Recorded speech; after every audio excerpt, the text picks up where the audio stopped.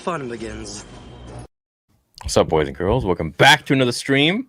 Tonight we're going to talk about some fun stuff, and maybe we'll have some guests on again this Wednesday. Because of StarWarsTheory.com, you guys have been killing it. We got another special guest, Emily Swallows, who is the armorer in The Mandalorian. At 5 o'clock Pacific Standard Time, 8 Eastern, we're going to be interviewing her along with Mark Fernandez and Kat LaSalle, who played Padme in my fan film. It's going to be a lot of fun, so I hope you guys will be there. Check out StarWarsTheory.com and join the forums and engage in the discussion. And check out Josh's channel at the Den of Nerds. So today we got some interesting stuff to talk about. Josh, I'm going to pull it up on the screen. Boom shakalaka. Take it away, baby. Okay, so guys, Rian Johnson. I'm going to be honest with you guys. When I first heard about this story happening, I was like, okay, you know, people are talking. Rian got asked in an interview or whatever. But there's actually something here. It's as I was reading this article, it's a little strange. So we're here on Slash Film. They're sourced over at Coming Soon, okay? And there's a tweet thread by Sarah Wilson that I'm going to pull up in just a minute. But she recently caught up with director Rian Johnson for an upcoming story in USA Today. And she revealed that the filmmaker is very interested in taking the helm of an episode of The Mandalorian. In fact, she said Johnson was dying to direct an episode, but right now he's focused on getting Knives Out 2 off the ground. You can't blame him when Netflix is giving him $100 million. By the way, did you hear about that? What? Bro, he's walking away with $100 million. Daniel Craig's walking away with $100 million, and his partner, Ron Bergman, is walking away with $100 million. Good for them. It's That's crazy. great. Yeah, it's awesome. It's good for them. Great. Moving on. The good news is that it isn't just wishful thinking. Johnson confirmed that he's already spoken to Dave Filoni about directing The Mandalorian at some point. The director's desire to get in on the bounty hunting fun was solidified when he visited the set during production on the first season. Johnson said that he almost fell over when he saw how the stagecraft virtual background known as the volume worked. Not just because of the technology, but because it gives you vertigo. Okay, right on. So basically, that's kind of it there. But I have her tweet thread here pulled up. If I can pull that up on the screen for them too. Yeah, share screen. All right, cool. So this is that's the author that was referenced in the article we were just talking about. And she did a little bit of a tweet thread here to give us a little bit more clarity, okay? So she says here, I asked Rian if he'd ever consider doing an episode of The Mandalorian. He said he was dying to, but that for him, it's all about scheduling. He's been writing Knives Out too, and now he's going to be directing into filming. So it would be a matter of finding the time to break away to do it. He said he had spoken to Dave Filoni. He said he was so cool, and he told him he was very jealous. He has been... he has seen Baby Yoda before it was revealed. That's the way they're shooting the show. He asked if he'd seen behind-the-scenes stuff. Of course he had. He said he was standing there in that space, and they did the thing where they moved the camera and the perspective on screen shifted, and he almost fell over. He's talking about the stagecraft or whatever. Talks about how it's like virtual reality, and it's fascinating and feels so real when you're standing there, and he's really interested in how it would come on screen. So that's pretty much it. The only other things that are really added there is just the fact that he seemed to really be chummy with Dave. He saw Baby Yoda months before it happened. And here's the thing. I got to be honest with you. I kind of want him to direct the episode. Really? Yes. And I've been back and forth on it. Now, Okay. here's why. Well, have you ever seen any of his other television episodes? Were you a Breaking Bad fan? Oh, huge. Do you remember Ozymandias, the episode with the fly?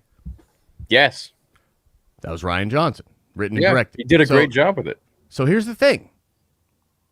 Right now, Rian is in a place, and we're all going to, well, look, of course, we're going to address the memes. We're going to talk about, how it would be horrible for the brand, because quite frankly, it's a terrible idea for Lucasfilm to do this, and I'll explain why that is as well. But selfishly, I actually think it would be cool to see.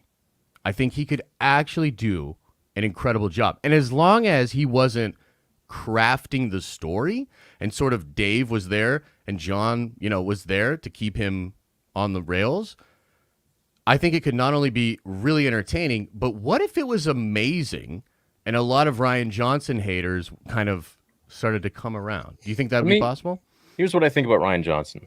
I think he's very talented when it comes to cinematography, like choosing cinematography or getting advice on the cinematography, how to film, how to shoot, all this stuff. I thought The Last Jedi visually was appealing. Yes. I feel the story was dog doo-doo and didn't align with anything that George Lucas created or the Star Wars that we know. It didn't continue any sort of leniency or respect to the characters, the hero's journey, blah, blah, blah. Yeah. I think Ryan Johnson is like a shotgun where he's just goes out in all directions. I think with Dave and John there, they could maybe make him turn him into a sniper. Same power, let's say, but just, direct focus and keep him in line. Like a horse, with the blinders on his eyes. Keep him going, in the direction, not just going off here or there. And it's like, what the hell are you doing? So I think he's a talented guy for sure. But I just keep him, keep him in check. You gotta manage these people that don't know the story or like that. Yeah. So it's very important. I feel you 100%. Now, here's why they should not do it. Because the moment you put Ryan on an episode of The Mandalorian, the whole story is going to be about Ryan. It just takes us back to a place of pain as a community. Do you know what I mean?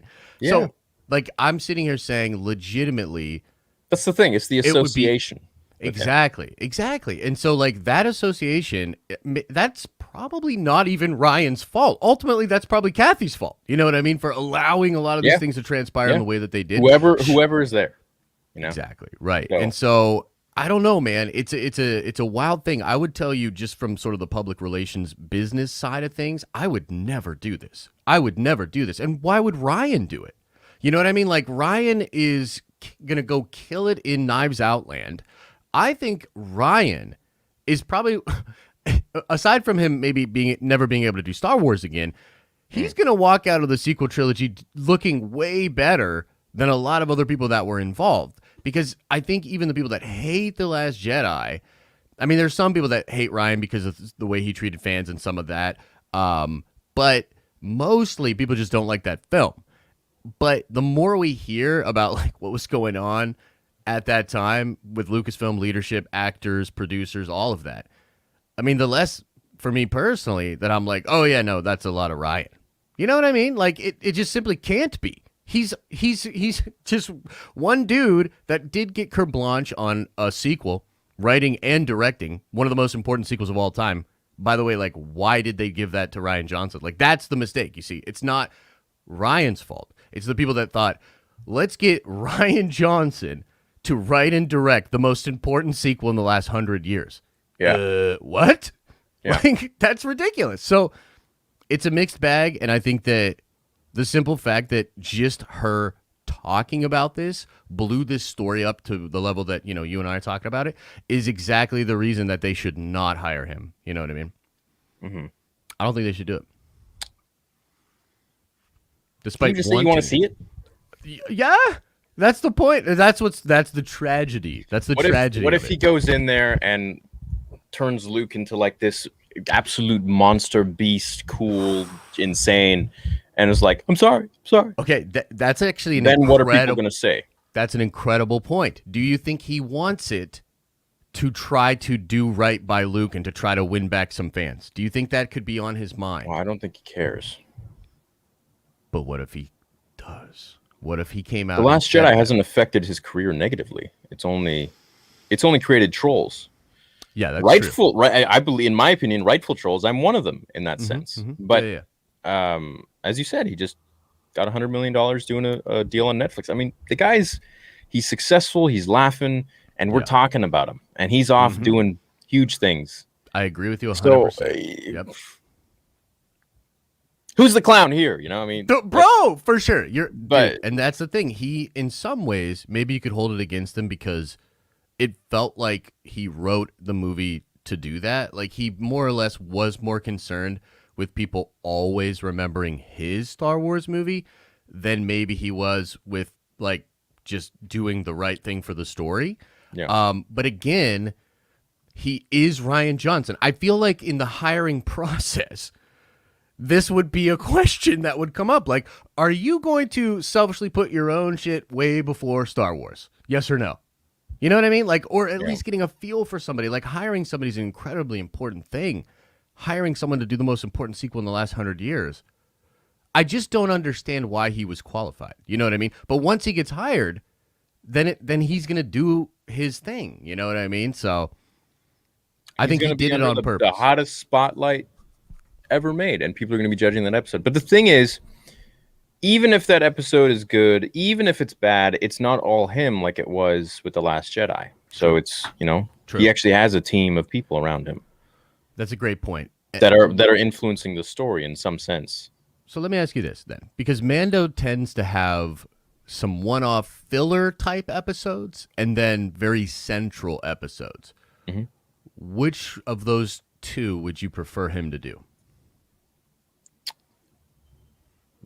None, to be honest. But if I had to choose, I think he's extinguished his right of passage to do anything with Star Wars. Yeah. So maybe the less important episode would be better then, because then he's not touching anything central. If he got no. Give him something really important, because I want him to solidify the hate. Not the hate. Look, people don't hate him because they want to hate him. They hate him for the story he produced. Before The Last Jedi came out, I was stoked on it, man. I was like, this guy directed this movie, that movie. He's gonna make it super dark and epic.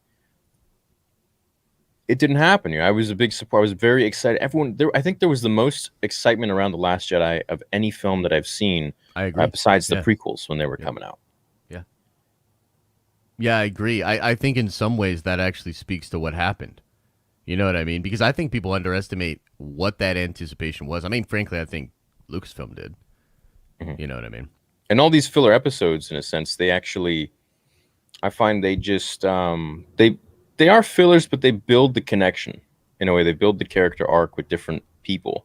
Yeah. So like the ice planet with Mando and Grogu, it built the connection between Grogu and Mando, like a father and son.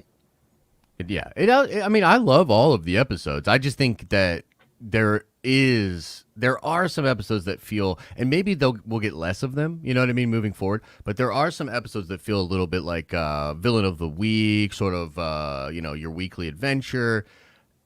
I mean, my thing is, honestly, you've kind of got me interested with that Luke thing, man. I kind of want to see him throw Grogu over his shoulder.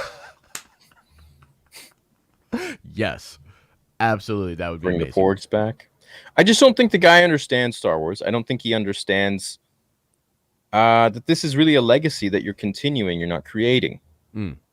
Yeah, that's fair. You can't just pull this stuff out of thin air. This is stuff you got to take from source material that apparently we don't have. You got to take this stuff like it's your child. This is very important stuff. This isn't a joke.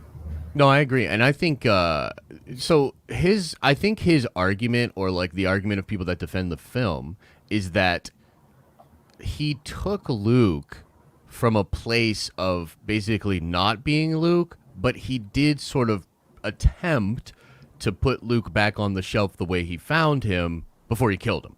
You know what I mean? That's his. I think a lot of people say, well, I don't agree with it either, but I think that's the general. Like his rebuttal, or like if he wasn't just being a dick, right? Then we have to assume he was trying to do something with the best of intentions. I believe he did want to put Luke back. Well, no, I can't even say that. I can't even say that, Josh. There have been so many different there's that thing, that clip floating around from when he said he wants to create a movie. The true idea of a great movie, in his opinion, is one where half of the audience loves it and half of the audience thinks it's the worst thing they've ever seen. Yeah. Who goes into making a movie like that? Why aren't you just going to a movie to tell the story that you want to tell, instead of trying to divide an audience, which is clearly what he did?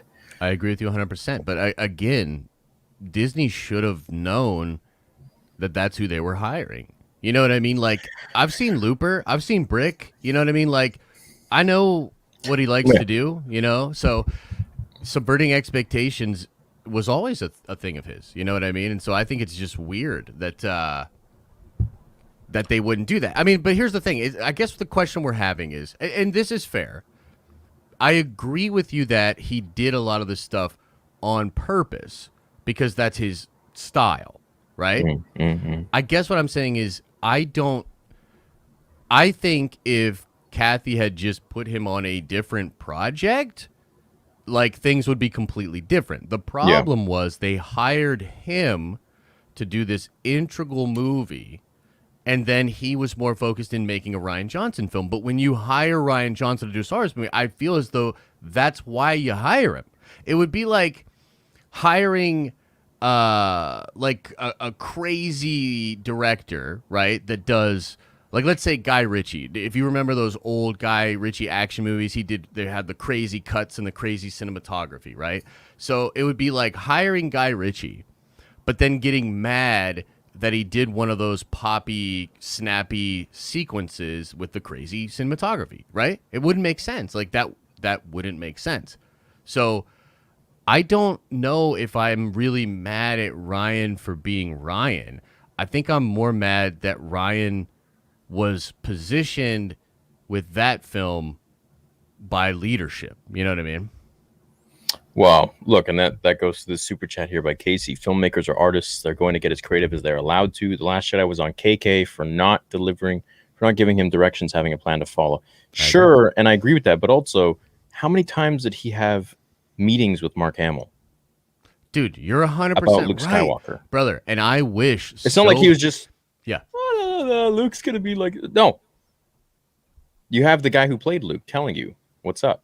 What the hell? Dude, I get you, man, and I wish he would have listened. Like, frankly, I wish he would have listened. We would be in a even if he had just listened a little bit, like just a little bit, we probably would be in a completely different situation. In that sense, I disagree, Joshua. I disagree. I thank you for the super chat, but I disagree, bro. He did the best anyone could with the story he had. No, I don't. I don't agree with that. I think stop talking for Mark Hamill. I'm reiterating the things he's said. So. Yeah, bro. Like, if you don't think Mark Hamill had a problem with The Last Jedi, you're crazy. Like, you're delusional. Do people really think that? Like, I understand that everybody loves to find stuff on the internet to defend their point, but I don't know if I could, like, look someone in the face that told me I was there at Star Wars Celebration. I saw his reaction. Even before the movie came out, this dude was bummed. Bummed, bro. He was the only one at Star Wars Celebration that didn't seem to be having a good time, to the point that people wondered if something else was going on. Yeah. So there's no way. Now, Mark can say whatever he wants now. It is super obvious to me that it's just all a PR game, man. He didn't like the fact that people weaponized what he said, for sure. But it's too late, Mark. Look, you don't, as individuals, we don't like it if like a friend of a friend talks bad about us, because then that's going to get around. They're going to tell other people or whatever, if you care about that kind of stuff. Right. Let alone a multi-billion-dollar IP. You're telling me that they're not going to keep their people in line? Yeah, for sure. Get real. Wake up. They make him delete tweets all the time. You know what I mean? Tweets, Like, go look at everything he has said and documented. I'm not making this stuff up. It's documented. It's documented in the whatever DVD release behind the scenes of The Last Jedi. Things he said there, they left in. It's documented with the people who worked at Lucasfilm, several different groups that were distanced from the story that was created. It's not some sort of a conspiracy theory. This is stuff that we aren't making up. We've seen this from watch the documentary. The director in The Last Jedi, it's right there. It's literally in the documentary. Jesus, dude. That's like attached to the film that how can you guys just think that this is being made up? It's literally stuff that he says. This is where we're getting it from. We're not getting it from anywhere else. We're not making it up because it helps us sleep at night. Yeah, man. Like that to me is crazy. Like, I know the fandom gets weird with like the clicks and all that stuff, but that one to me is crazy. Like, just open your eyes, in my opinion. Oh, well, it's natural. I mean, people take stuff from the internet all the time and twist it to their benefit and to their narrative and rhetoric. But this is simply not the case. This one is weird, though. Like, how are you going to... Not for us. Maybe other people, not for us, you know? Yeah. True. Will Rian use the episode to get his trilogy? It's a good theory. maybe. Well, look, if he Just- didn't, to be fair, let me go with that for a second. So, to be fair, if Ryan, let's say, if Ryan did a Luke episode and it was like, whoa, bro, this is nuts, and not just like good with action, but like deep and respectful to the character, to the point that like we won Theory back, right? It's possible that people would be a little bit more accepting of if he actually got a trilogy after that. Right now, there's no way he can do a trilogy. It would be the same mess that we're talking about for the episode, and maybe it's better to have that mess for an episode than for a trilogy. But I'll say this, screw that, man. Let him go make Netflix stuff. Why do you want to bring any stink to the best property you have going on right now? Like, that's another thing. Like, The Mandalorian is saving them. It is saving their ass. So why would you want to risk bringing Ryan into it? I think it's super foolish. Super foolish. He could just come in and subvert expectations again, but subvert it for now our new expectations of him making something that isn't congruent with Star Wars and making it sick. Bro, did we just trick Ryan Johnson into making good Star Wars? Maybe. In a panel while he was sitting next to Ryan, Mark Hamill said he pleaded with Ryan to think of the fans of Star Wars, and Ryan rejected him. Yeah. Well, and no, he doesn't mean he wants just fan service. He wants to have Ryan think of the leniency of what Star Wars is. Why does only Ryan get the heat when JJ made honestly worse films? What did y'all want? Just pure fan service? At least Ryan had an original vision. ... I That's think correct. Yeah, that's fan a fair service is take. bullshit. But JJ was basically working off of the crumbled house of what Ryan had created. And what can you build from that? There's only so much you can do. Yeah. So, like, my thing is this. Like, I actually do, frankly, blame JJ more than I blame Ryan for what happened with the entirety of the sequels. JJ had a chance if he wanted to. They would have given him the whole trilogy. No matter what he tells you, they would have given it to him 100%. So, if he wanted to, he could have had his vision for all of them. So, I definitely think that he's more to blame than Ryan. Having said that, it's totally different things. You know what I mean? Why does Ryan get all the heat? Because he frankly made the most divisive Star Wars movie of all time. Like, if you can't accept that, I don't know what to do for you. Like, the reason we're still talking about it umpteen years later on our show is because he made the most divisive Star Wars movie of all time. You think we want to be talking about it like this? No! Well, here we go. Here's another theory. You're literally being so goddamn negative after you had a great conversation with the Last Jedi fans. What are you doing? Speaking my mind. What do you mean? Yeah, man. I can speak to whoever I want, and I'll still have the same opinion. So what's your issue? And how am I being negative by having an opinion? Just because it's going against what you believe doesn't mean that it's negative. In my opinion, your view is negative. I see through the lies of Raul Sinio Jasa. It's just what it is, man. It's like, I'm not being negative because I have a platform and I get to speak my mind. Would you like me to just cater to making views and I could just be neutral and play the game? I can do that. I think, again, the thing that's frustrating about this is when people get mad at us. We didn't make the most divisive Star Wars film of all time. Like, we didn't do that. You know what I mean? Like, I frankly don't love talking about it. You know what I mean? No. And I'm vocal about it. I'm like, no, I don't really like talking about this. That's what's in this week's news, so we're on it. It's what happened. It blew up. Y'all are the ones that make us talk about it. Yeah. And you're also the ones that complain about us talking about it. It's crazy.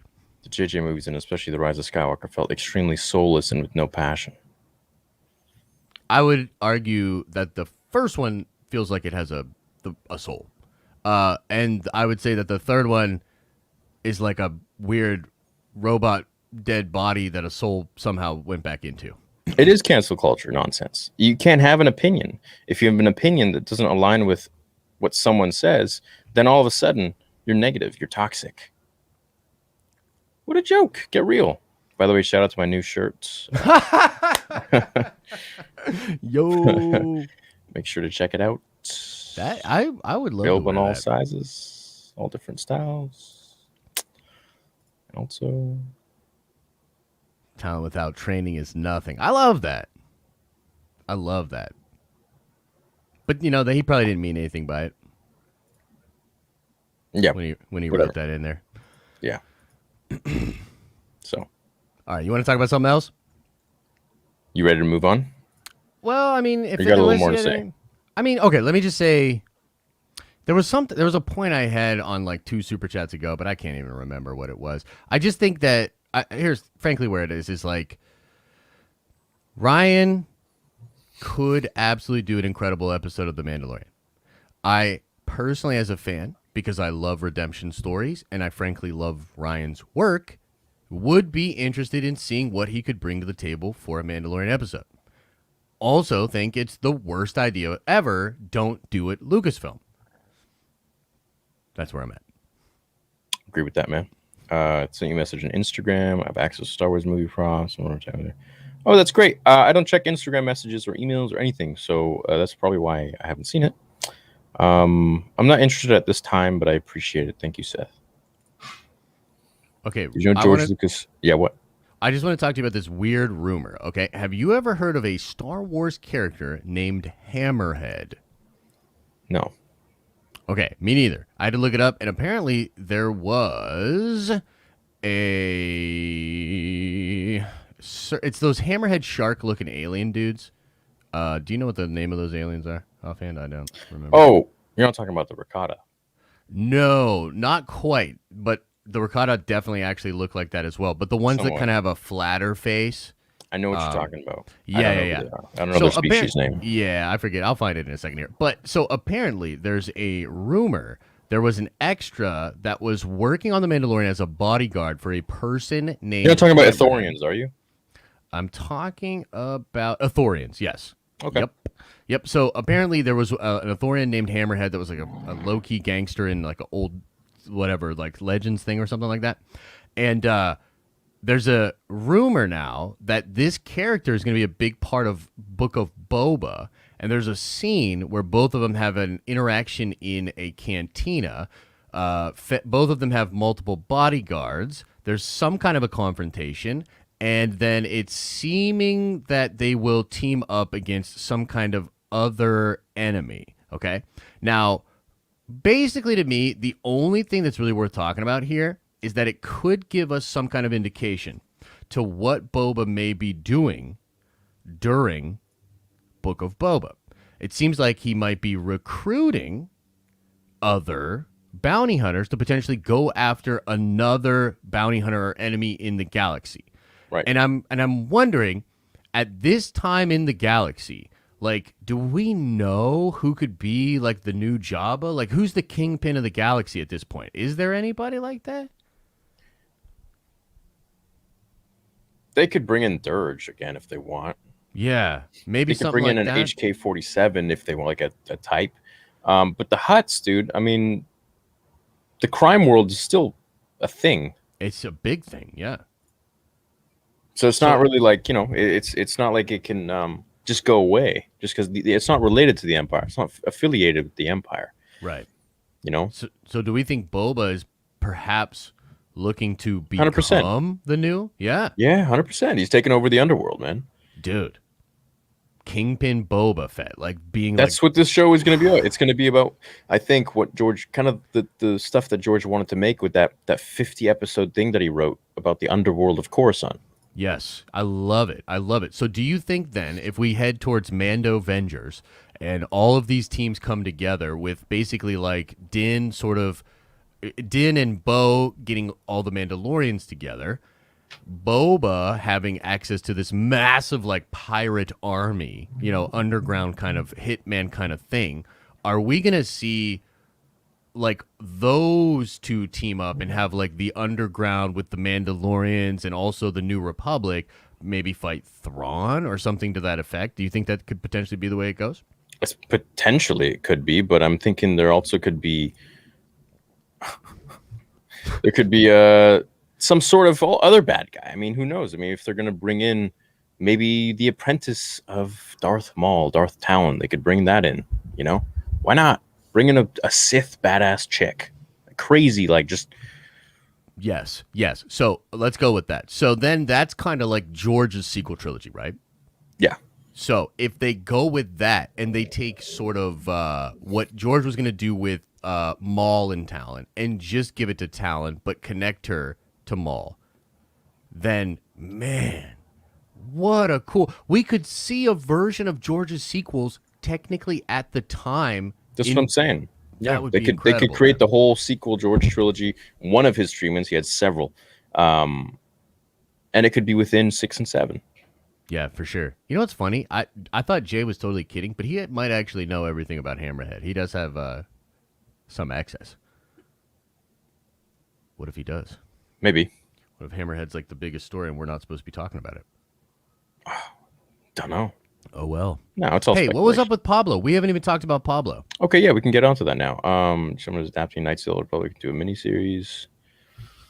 Yeah, that's been going on for a while, but it's taking them a long time. But it's awesome.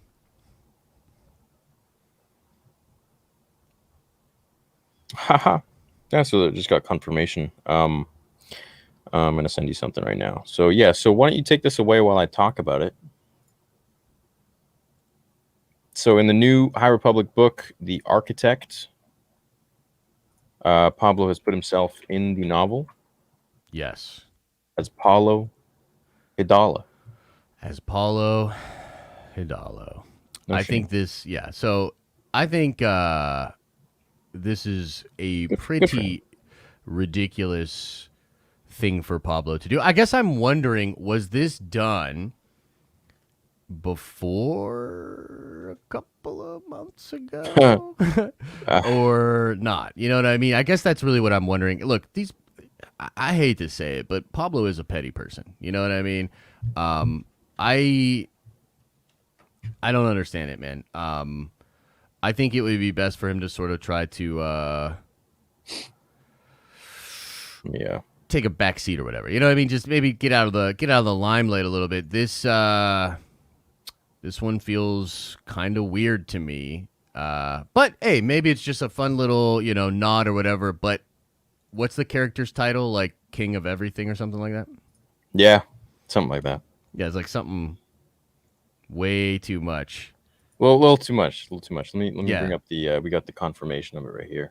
Which, yeah, you know what? Whatever. I'm not gonna make a stink out of it, but it's just that was Designed funny. by what in the world? Where in the world is Carmen Sandiego? You know what I mean? Like, what are these people doing? Look, it's just a cut by it's, you know what it is? It's that same old Lucasfilm pettiness, man.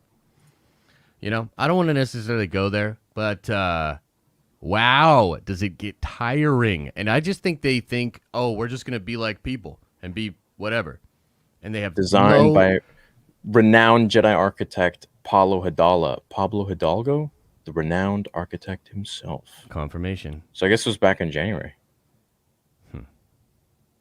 Yeah. Well, yeah. Good for you, Pablo. More power to you, man. Highlighting him, he's an architect in the book. You see that someone is down? No, I did not see that, but I hope it won't get shut down. Would it be cool if Jodo Cast showed up in the show? I just got done reading the EU comic of him and Boba fighting. Jodo Cast? Hondo Onaka and Boba Fett? That would be sick. I just want to see him in live action. That'd be pretty sweet. Yeah, it would be awesome. Well, they have that animatronic, right? It's at Galaxy's Edge, or it's It's fantastic, dude. I remember. Yeah. I loved it. Looks great. So yeah, they can do either that or even a better version of that or some. Oh, that's great, King. I'm glad you like it, dude. He says he didn't like The Last Jedi in the beginning, and now he loves it. So, cool, man. Yeah, I mean, I've bounced around on it. I even said, I think in a video today, I probably don't hate it as much as most people hate it. I don't think I hate it as much as you do. You know what I mean? But I guess my thing, it's so weird because it's almost like I have like my personal feelings about it, and then I have like, as a fan of the brand, it's just a boneheaded decision. You know what I mean? So it's like, and I know that's weird for people to understand, but it's like, it's almost like a sports team, right? Where it's like, I'm rooting for my team. I want my coach to make good decisions. Put the best player in when it matters. Right. When it matters. Right. You put a rookie in. You put a rookie in, coach. And there was a championship on the line. You know what I mean? That's where I'm at with it. I thought the rookie did a decent little performance, but ultimately that was not a championship level performance. You know what I mean? So, look, I'll still say, like, I think The Last Jedi was still a visually beautiful movie. The color grading, the cinematography, Yeah. how it was shot. But that doesn't make a Star Wars film. No. In fact, all of that wasn't in the original trilogy. I mean, these are beautiful movies in the original trilogy, but you don't have 4K grand rock lifting beautiful scenes in the OT. You had deep, meaningful mythology, understandable and relatable characters. You know what I mean? So it's like you can say it looked great. You know what I mean? But like Star Wars to me was never predicated on how great it looked. If anything, Star Wars looked grungy and lived in, which was part of its charm. All the other sci-fi movies were doing that crystal clean, shiny, stainless steel look. That wasn't Star Wars. It's never been. It was grimy, lived in. It felt real, but also it was just high fantasy. Like the themes. Like I remember there were like interviews back in the day where like Mark Hamill would be like, "Yeah, people ask me about like what's the story," and he says it doesn't even matter. It's about the adventures of Luke Skywalker. You know what I mean? It's like a Buck Rogers serialized. The story can change, but the theme will remain. You know what I mean? Kind of a thing.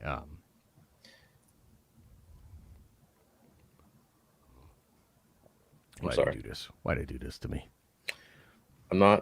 I'm saying I used to love it, but now I don't like it. Oh, so the opposite, the inverse. Oh, yeah, that happens too. Sorry. I think with people, yeah. Yeah, it happens with everything. I mean, it's that's life. That's life. That's life. Yo, so apparently there were some stormtroopers hiking through Death Valley. Some people caught a video of this in Death Valley. It's either a fan film or they're shooting Mando out in Death Valley. The last time this happened, it was the Boba Fett episode. And a bunch of people thought that they were out there filming like a fan film or something like that. That's the thing with fan films these days, is that they can be mistaken with the high budget films sometimes. I've seen some fan films that look really, really like you just wouldn't know if this was an actual movie or not. Yeah. You wouldn't know that some fan made this. Yeah, 100%. It's just talent, dude. It's talent and vision. That's all it is. You don't need lots of money for that.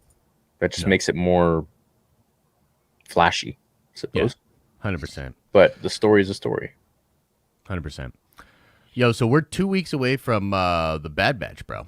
I'm excited. That's gonna be pretty hype, man. I think it's gonna be really good for the fandom too, to get back into content and stop talking about. Yeah, see, exactly. Stop talking about Rian Johnson. Yeah. Okay. So let's move on. But I do want to say something. I think it's very unfortunate that people can't speak their minds without being labeled as toxic or negative or dividing the fandom. I think you can speak your mind respectfully and present your points and views, and that's that. Yeah, 100%, man. That's it, dude. Yeah, I think. Look, here's the problem with social media and with YouTube. Like, okay, let's say maybe some of the people that have been seen doing negative content, they maybe do other content that's not negative, but YouTube doesn't push it out as much. Okay, so there is a side to this whole thing of people kind of getting only one side of a thing for the most part, because like in YouTube, mostly you're being watched by like a select group of people, and then when one of your videos does much better than the other ones, what's happening is it's actually being pushed out to a bunch of new people that for whatever reason find that piece of content basically clickable. Most of the time this happens when things are divisive, when an issue is very hot button, because if you're really fired up about something, you're going to watch more than your usual YouTube, channel rotation takes on it. You're going to watch a bunch of takes on it. Therefore, and then you just clump them all in one. But the point is this. It's like, that is a side of it that needs to be understood. And for me, it's like I try to let it go as much as possible. I do think that, frankly, there are people that lean into that stuff and they lean into it again because it works. And I understand that, but there are consequences to that. So it's like, I can understand people getting fed a bunch of negativity about Star Wars because it's actually not us that's feeding you, it's YouTube. I have nothing to do with that. Theory has nothing to do with that. So maybe you were fed a bunch of negative stuff about Star Wars, so that therefore now, when we're just doing normal nerd stuff, you know what I mean? It feels like it stings more. It feels more divisive because, frankly, you've been shocked and shot across the bow over and over again. Again, not by us, but by YouTube. I understand where the fans are at with it. You know what I mean? I do. But it's more complex than I think people are willing to really dive into. You know what I mean? I say just, judge me by my words, what I say. Right. Well, that's why streaming is really effective too, because people can actually get to know you. They can see you in real time, like right now. You. Like, yes. I'm here right now. I don't know. You probably have this happen too, but I do stuff in videos sometimes where I'm like, man, I didn't really say that the best, but I'm not going to retake it. You know what I mean? Like, because you got to keep moving. Yeah, man. So it's like, and so that sometimes people get that the wrong way, and then they form an opinion about. But those are the people that are looking. They're looking for that kind of stuff. They're looking for you to trip or something. There are definitely those people, but I think there are also people that are just coming into your ecosystem or just finding out about you. You know what I mean? Or just giving you a real shot in that sense. And for those people, again, I just don't think it's necessarily all on the creators. That's all I'm saying. No, man, you're allowed to have opinions. Otherwise, Josh and I could be completely just neutral dudes and go for the views and clicks and try to appeal to everybody, and that's it, But we're just two dudes, man. You like us or you don't? I mean, it's we're crazy. Dudes have an opinion. I have to be real. Like, I don't have a choice. So, like, for instance, I've been covering Falcon the Winter Soldier. We do a lot of Marvel on my channel. I did not like episode 4. My own subscribers were super upset that I didn't like episode 4. On the flip side, episode 5, a lot of people didn't like because they thought it was really slow, boring, or perhaps too woke. I liked episode 5. Both times, I had to face a lot of friction and resistance and, frankly, like annoying super chats and trolls, right? Because I had an opinion. But the thing is, man, the people that really matter, like the people that really support us, they support us because we are authentic, because we have opinions, because we will not just go with what's popular or what's not popular. We're going to go with how we feel. So what's this, dude? Bro, don't act like being negative doesn't actively get you more views on the Star Wars community. Own up to it, Jesus. I mean, I think negativity I wouldn't say it's true. It does get you more views. It's not negativity. It's divisiveness. You know what I mean? I think that's what it is, frankly. It's not necessarily negativity, because I think it's very simple. If you have a group that dislikes something, that means they're emotional about it. Yes. If you ride as the spokesperson for that emotion of being, we don't like this, it's garbage, then you are increasing and you are helping that emotion to grow. Sure. Right or wrong. Sure. But if you're giving your opinion. Yes. And your opinion happens to align with that. Happens to align with that. Well, then what's the difference? What do you do? Then do you just not say anything anymore? Do you just, hey, what do you think about this? Well, and also too, I mean, to be fair, like, I think, like, dude, like, this is what I don't understand about people. Like, I get people want to be all monolithic with you and they want to, treat you this way or whatever. I mean, it makes sense given your size. But the thing that's crazy to me is, like, I mean, we've been having people on and such that even they, months removed from the sequel trilogy, are starting to, like, see the cracks a little bit. And, like, that's okay. Like, I don't understand why, like, even that doesn't feel like it's okay, and that people are like, oh no, you're turning. There is no turning. There is no side. I don't care. Subjective shit. I don't care. Sure. Tell me I've turned. Sure. I don't care. Whatever. I am what I am, and real recognize real. It's the end of it. I know, but, like, it's just frustrating. You know what I mean? That this attitude gets espoused so much. It's so. Yeah. I mean, it's frankly, I feel like it's disingenuous, is what I think it is. I like this guy's name. I like the profile picture. I didn't see that picture. I didn't see it till I clicked on it. Boner. God. Okay, next on the news, what's going on? You know, honestly, the only other thing that's going on really is that the Lars homestead is being built for Obi-Wan, but I mean, that feels pretty obvious. Like if we was he not gonna check on Luke at all? You know what I mean? Yeah. Like, of course he was gonna check on Luke. So that doesn't necessarily seem like much, but it's cool to have it confirmed. It's getting built. There's Bounty Hunter comic book stuff. I'm not really that into it. The Bad Batch got an official a poster, which is pretty sick. So that looks good. Yeah, it looks really good. I like the sheave. Any sheave does it for me. That's pretty much it, my friend. I think that is the extent of the Star Wars news. What do you want to do? You want to bring people in? Yeah, we can bring people in. You want to do like an hour bringing people in or something? Yeah, less than that. Yeah. Let's go. Let's bring them on in. Right. Maybe somebody has some opinions about some of the stuff we talked about. So Kat's away today, so we could message Lauren, see what she's doing. Yeah. I can see if either Star Wars Santa or Callus wants to come back on. I could shoot a little text. My boy Callus, yeah, I'm down. Yeah, man. Callus, if you're watching, I'll send you the link. Let us see. Copy. My worthy apprentice. Heir apparent Lord Vader. Going to Twitter. Boom. You don't know the power Oops, I accidentally just of the sent dark side, my young it. little friend. Oh, wait, I went to the... Okay, that's why. All right, here we go. Oh, yeah, dude. We didn't even realize. We didn't even address this. What? Hayden's B-Days today. Oh, yeah, dude. Happy birthday. Everyone take the sip. Just take the sip.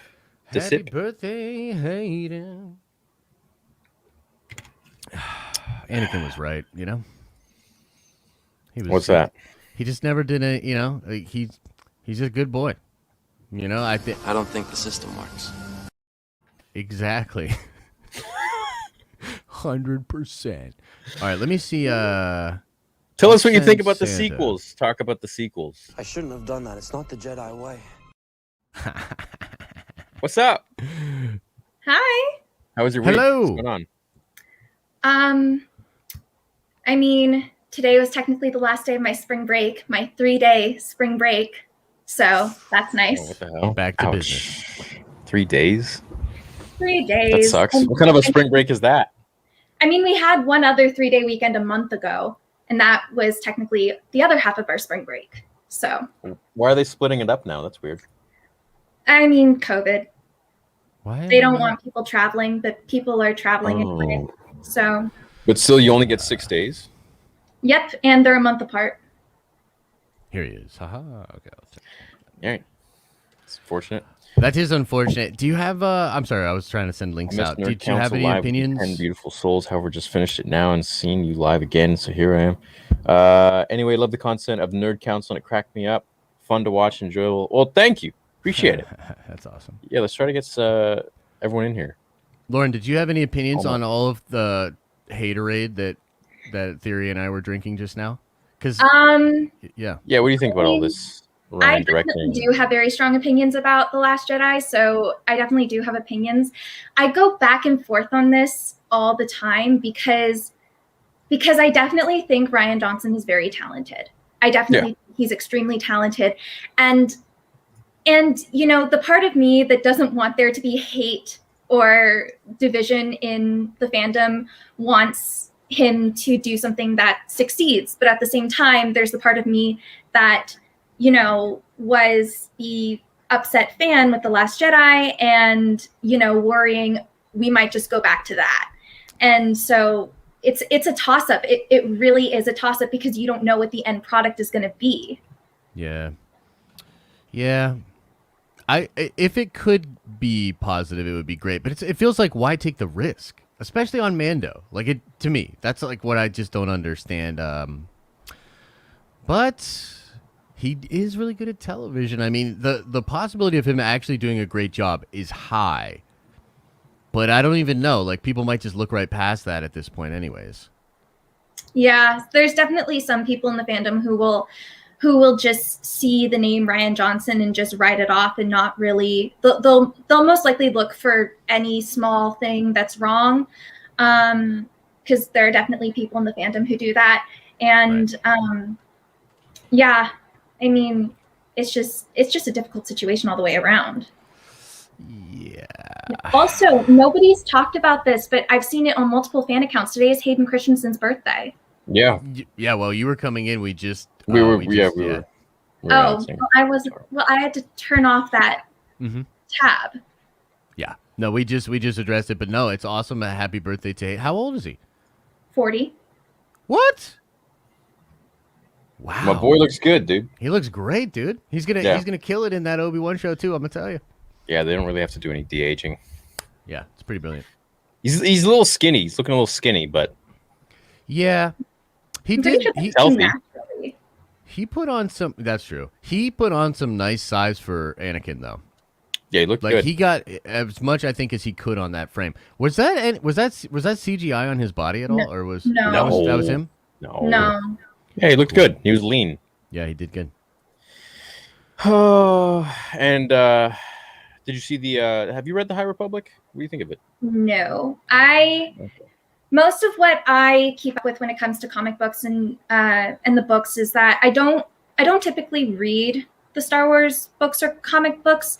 If it has to do with a character that I keep up with in canon or like a storyline that I keep up with in canon, then I'll look up the details online or I'll review it through Wikipedia or something. But Right. ultimately, I tend to just stick mostly with the TV and movie side of things, especially since that's always been the more mainstream in terms of the story. Especially in the time of George, when there would be a lot of books and comics coming out and they weren't necessarily a part of the streamlined story. True. Yeah. So yeah, I know that no matter what's going to be most important to the canon, it's going to show up in video and not in print. So Yeah, no, I agree with that. For some people, like they don't even stray from the films. You know what I mean? There's a lot of Star Wars fans that like won't even give the shows a shot. I think Mando has broken through to that, but before that, with like the animated shows, I have tried so hard to get a lot of my friends that like Star Wars to check out those animated shows, and that's even a stretch for them. So I can't imagine like novels and books, and especially like the High Republic. It just on its face does not necessarily look like the more mature, like hardened Star Wars that I think some of my friends would be. No, who's this guy? Uh you need to run and hide. oh. What's up, Jay? The biggest question I get when I'm on a live stream with Theory is, why do you hate Josh so much?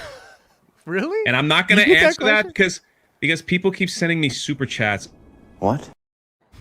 People keep sending me super chats to ask me that question. So I'll just keep saying I hate you so they could send more money. There you go. Even though we talk on the phone. Yeah, I don't hate you. I don't think I am shy about it either. You should be shy about it. You should. I'm not shy about my love, Jay. You should be very shy. So Jay, what do you think about Ryan getting on? We're gonna get Darth Chaco in here in a minute too. Can I ask What do you you a think? question first? There's Lord Callus, my boy. What's up, dude? How in the world do you not know who Hammerhead is? How you guys in doing? the freaking world Okay, do wait you a not minute. know who Hammerhead is, Theory? Callus, do you know who Hammerhead is? Absolutely. My Lauren, do you know- God. Do you know who Hammerhead is? Yeah. Talking So about the Ithorians. exactly. Yeah. Hammerhead was one of the Ithorians in.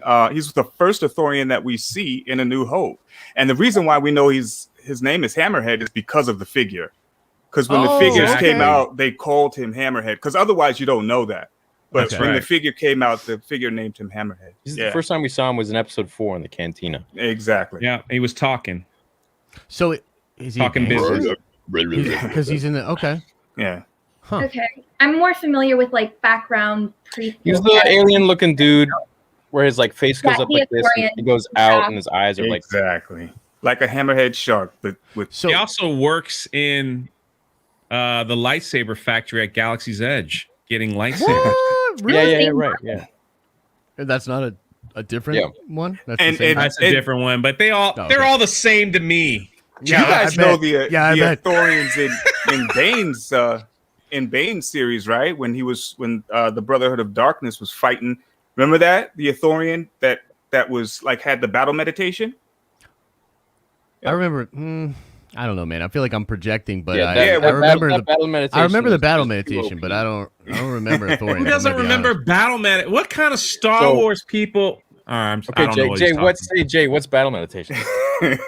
It's where it's the It's thing when that you- it's guys when you it's the command things all that your guys troops. do when they're alone and they've been alone for a That's while. battle They masturbation. meditate on Oh battle no! He said it. He went there. What up, Chaco? What's up, Yo. Chaco? What's up, man? How you been? Sounds like we talking Darth Bane. You mentioned We're talking Darth Ithorian Bane. and We're talking battle toxic meditation. stuff. We're talking Ryan Johnson. I We're need talking educated on Hammerhead, bro. That's what this is about. I need. Apparently, I'm. There's a big gap in my game, and Pablo. Educate me too. yeah, I need educated about Hammerhead.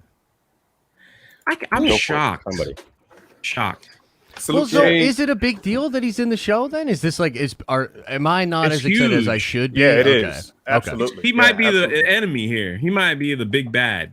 Really? I don't think they're gonna go that far, but it is cool to see. You know what, him, Callis? you know- Don't be coming up here all up in my business telling me what I know and don't know. I know. I think this I know is stuff. theory and this is nerd theory business right now. All right, you're right. All right. All right. Hey, you got to get that Florida internet fixed up too. Look at you, man. Yeah, what's going on, man? What is going on down there? Pixelated as Is hell. it- He Is went it from like pixelated? Yeah. 30 to freaking 50. Look how old you've become. Damn, what happened to him? Where'd he go? Nice. Yeah, I got these rolling now. I'm getting a little faster. So, Chaco, what's going on? How's your week? It's going good. It's going real good. Just super excited for everything coming up. I'm trying to work on some Bad Batch content predictions and whatnot. But Nice. Yeah. Cool. Anything on your mind, prediction wise, right off the bat? Anything big? Well, right off the bat, before so Callis and Chaco, shout out your channel and your TikTok again, just for everybody watching. Yeah. I'm Darth Chaco on TikTok, also Darth Chaco on YouTube. Starting to upload a lot more there. So first time I came on, spoke a little bit about the reasons I love The Last Jedi. So I made a part 1 video if you guys are curious about that. But yeah, Darth Chaco, that's me. Lord Callis on YouTube. That's it. I do news, reviews, theories, and clues.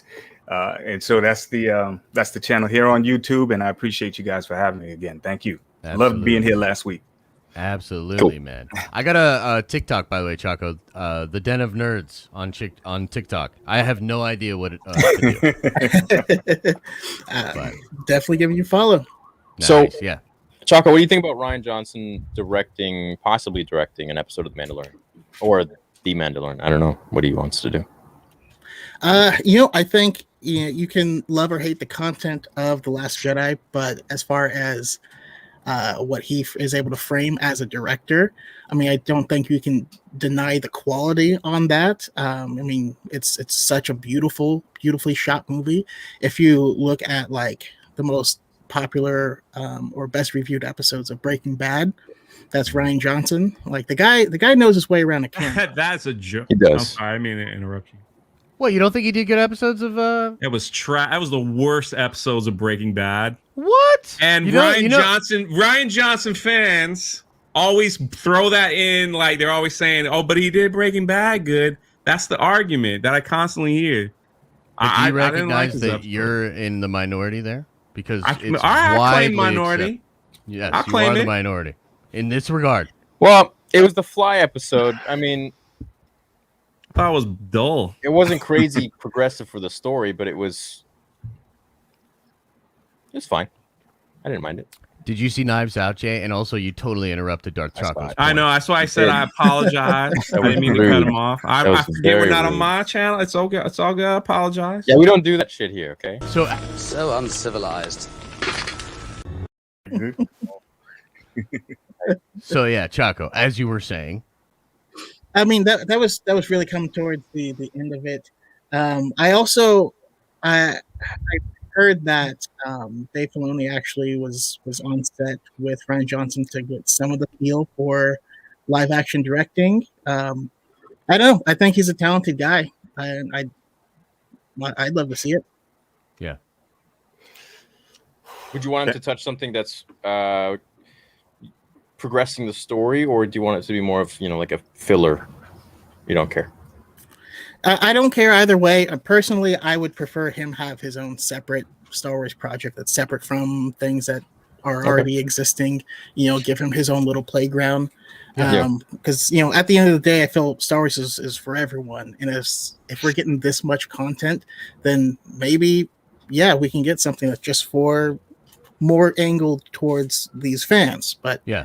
So can I touch on that for a second? So that's kind of interesting. So do you think, Chaco, that because I mean we have to recognize, of course, that he is a divisive name and he brings stuff to the project other than just what's going on with the project. So do you think it would be better for the fandom if he did his own separate thing, because then you have all of these other things going on and then some Ryan stuff? Because this would be him coming into one of the most beloved things that's currently going on. Do you think that's worse than maybe him going on to do his own thing? If he is doing something on The Mandalorian because of that extra stuff, I would love it if it doesn't say who directed it. You kind of let the episode out there on its own, let people formulate their opinions without. Well, that's true. They wouldn't know stuff. until the end. Yeah, they wouldn't know until the end anyway. But yeah, I mean, to be honest, I would prefer him do something separate on his own. I think that would be better for the fandom. Okay. Yeah, I think he would do. I think he's a talented guy. I just don't want him around Star Wars after I what he agree. did. I don't. Yeah, after what he did, I wouldn't think. see it. I'm I still think not feeling it's the biggest problem for me is that everybody says, "Did you see?" We speak to the way that it looked, and the way that it sounded. So yeah, visually it was appealing. Sonically, it was appealing, but the story just wasn't there for me. I just did not care for the way that he treated Luke's character, and so I'm with you, Chaco, in that if we are going to bring Ryan Johnson in, please let him be something. Let him do something separate from anything that's already established, so that he can create his own playground to the side. But when we have The Mandalorian, where we already know there's lore within The Mandalorian, whether they're bringing it from Filoni or whether they're bringing it from George Lucas, there's lore already established there. And so him touching that for me personally, is the opportunity for him to, again, in my opinion, mistreat one of the characters or something that has already been established as lore content right now. But Callus, what if he took Luke and actually redeemed himself by doing some dope stuff with Luke? But is he doing that? See, that I think I would take more offense to that, because then I would feel like he's doing it just to throw us a bone. Like if he's not being true to himself, then how can I respect that anymore? I don't want him to come there and do something that, that somebody else could have done. Like if that's the case, please just let somebody else do it. Sure. Let this guy who we claim is a visionary have his vision over here, because Star Wars is, it's a big sandbox. It's a vast galaxy. He can. And what do you think if he does an episode of The Mandalorian and he absolutely nails it? It's like the most insane, cool episode that we've seen. I would salute him. And then Me too. it is what it is. If he did it right, he did it right. But if somebody asked me, I would say, please no. You know what I mean? I'm with you on that. Yeah, I agree. And Lauren, you already touched on it. Anything you want to add? Yeah, people are demanding. Before we move on, take. yeah, they're like, what They're does she very think about it? angry in the chat. Yeah. Oh my gosh, my opinion is just so important. Oh, God. I mean, when you guys were talking about what if he came in like redeemed Luke, I don't even think he would do that though, because he's very much the kind of guy to stick to his guns. When he makes a decision, he will defend it to his grave. So I don't really see that happening. I mean, That's fair. I agree. I don't really know how I would feel about it. I mean, there's also the situation of, I don't watch The Mandalorian, so you know that, Josh. I mean, Yeah, she said a few weeks ago she doesn't watch anything outside of the first 6 films, right? Yeah, like And then yeah, the but Clone I Wars. thought you said you were gonna watch it. I thought you were breaking your dad's heart, and I thought you were gonna not do that anymore. No. He hasn't said anything. I think as Yeah. long as I'm keeping up with the lore and I can answer his questions about the lore, I don't think he really cares. Unless when I get back home for the summer and then he's like, Lauren, you're gonna sit here and you're not allowed to go back to school unless you watch it with me. Unless that happens, I don't know. What But if you say you can't come back here unless you watch? Yeah, you're cut that's off. so mean. But I mean, I mean, it's a really. What are good you show, worried though. about? What are you worried about? Like, that you'll like not like it or something? Or no, I'm you'll- worried that I will like it because I know I will like it. It's just that first of all, so I obviously don't really care about the sequels. I don't really like them. And so for me, Return of the Jedi is kind of the perfect ending. And when you go into The Mandalorian, it is a bit of an epilogue to Return of the Jedi, but at the same time, we don't really know where it's heading. Mhm. Currently, it could very much be setting up the whole situation of the sequels. And so it's more of a situation of knowing that I would like it, but not wanting to ultimately get my heart broken. That's a Interesting. good. That's a good And- thought because it from what they've released so far from the comics, everything is absolutely pointing still towards the sequel trilogy. It is. Yeah. And John Favreau pretty much said as much in that interview with the Writers Guild Yeah. back in January. Yeah. Yeah. And I think that's fine because I know there are a lot of people who love the sequels. I have friends who love the sequels. It's just my own personal choice. And when it comes to whatever kind of Star Wars I want to see, I'm going to put my money where my mouth is. So I mean, we got a buddy here that loves the sequels too. Choco. Like, No. okay, I know you love the sequels, so yeah, I don't know. I'm down to talk about it. I want to get your perspective even more on it. So, Yeah, sure. is there anything you want to say about the whole rhetoric around it and what your view is?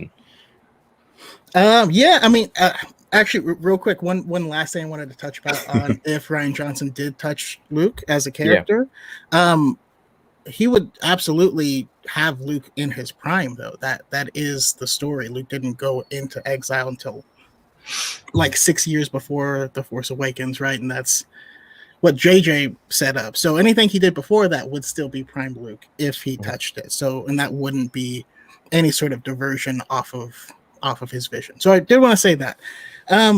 No, but as far as the sequels and just the conversation around it, the thing that irks me the most, or the thing that I see the most, issue with, is anything that is like it devalues people that enjoy them, or I see, if people are still trying to clamor to, I want them to erase them from the canon and give us 3 new movies instead, which is, I don't know, it just kind of messed up because like I said, there are a lot of people. There's been a huge investments. The movies have been quite largely successful, and if we're gonna get new stuff, give us new stuff. You know what I mean? Like, I'd rather not have you redo something we already have. But again, since, like I said, Star Wars is for everyone, I think we also need to accept when something, we may not have been the target demographic, or it may not, like Rey's story personally, it's not. I didn't feel it myself, but I know a lot of people that truly did. You know, Yeah. I think about my sister, who growing up, my sister had my mom's maiden name. It wasn't until I was a lot older that I found out she actually had a different dad, but she was my sister. It's something that played a role in my family, though. You know, my dad was always afraid this other guy was going to show up and try to take her away. So something like Rey having this found family, Rey taking the Skywalker name, which my sister did change her name a little bit later. Like she's family. Doesn't matter the name. No. As well as, sorry to go too deep into my family. No, that's what this is all about, man. I appreciate you opening up. Yeah. So my parents split when I was like 17. My dad remarried a white woman and had 2 kids with her, and she was previously married to a Filipino guy and had 2 kids with him. So, you know, we all go out for dinner, and you know, we look like the racially diverse cast of a CW show. But it's just, I don't know. There's kind of a beauty to it where my sister technically has no relation to my dad or this family, but she's my sister. Yeah. Right. Sarah, who is the daughter of my dad's wife's previous marriage, is now my sister. Like, families are weird, and Yeah. I just hate when I see people making comments or things like that devalue that story, because while my childhood was more normal, I guess, families are weird, and a lot of people really resonated with that, and that's something we don't see very often. And I hate anything that is trying to take that away from those people. I feel that. I feel what you're saying, and it makes sense when it comes to family. But I almost feel like the Skywalker name for me means something different. It means what Luke and Anakin had to go through their whole lives of just constant defeat, constant trying and failing, and overcoming all of their weaknesses. And I felt like for Rey, for her who never had that kind of a struggle, to take that name and possess that name was kind of a slap in the face almost. While I understand and I totally agree with everything you're saying, I feel like for the name Skywalker, which has a different meaning, it's coming from, you know, 2 people that really busted their ass. I never saw her bust her ass. I never saw her go through anything that was really all that tough.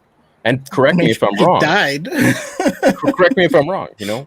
Dying's the easiest thing you'll ever do. Yeah. I kind of agree. I mean, I respect what you're saying, Chaco, but I kind of agree with Theory in that just the fact that this was the Skywalker saga. So from the very beginning, we learn Darth Vader's story, Anakin Skywalker, as well as Luke Skywalker's story. So the first 3, the OT, that's Luke's story. Then the prequels, that's Anakin's story. So it would only be fitting for this sequel to be an offspring of Luke Skywalker.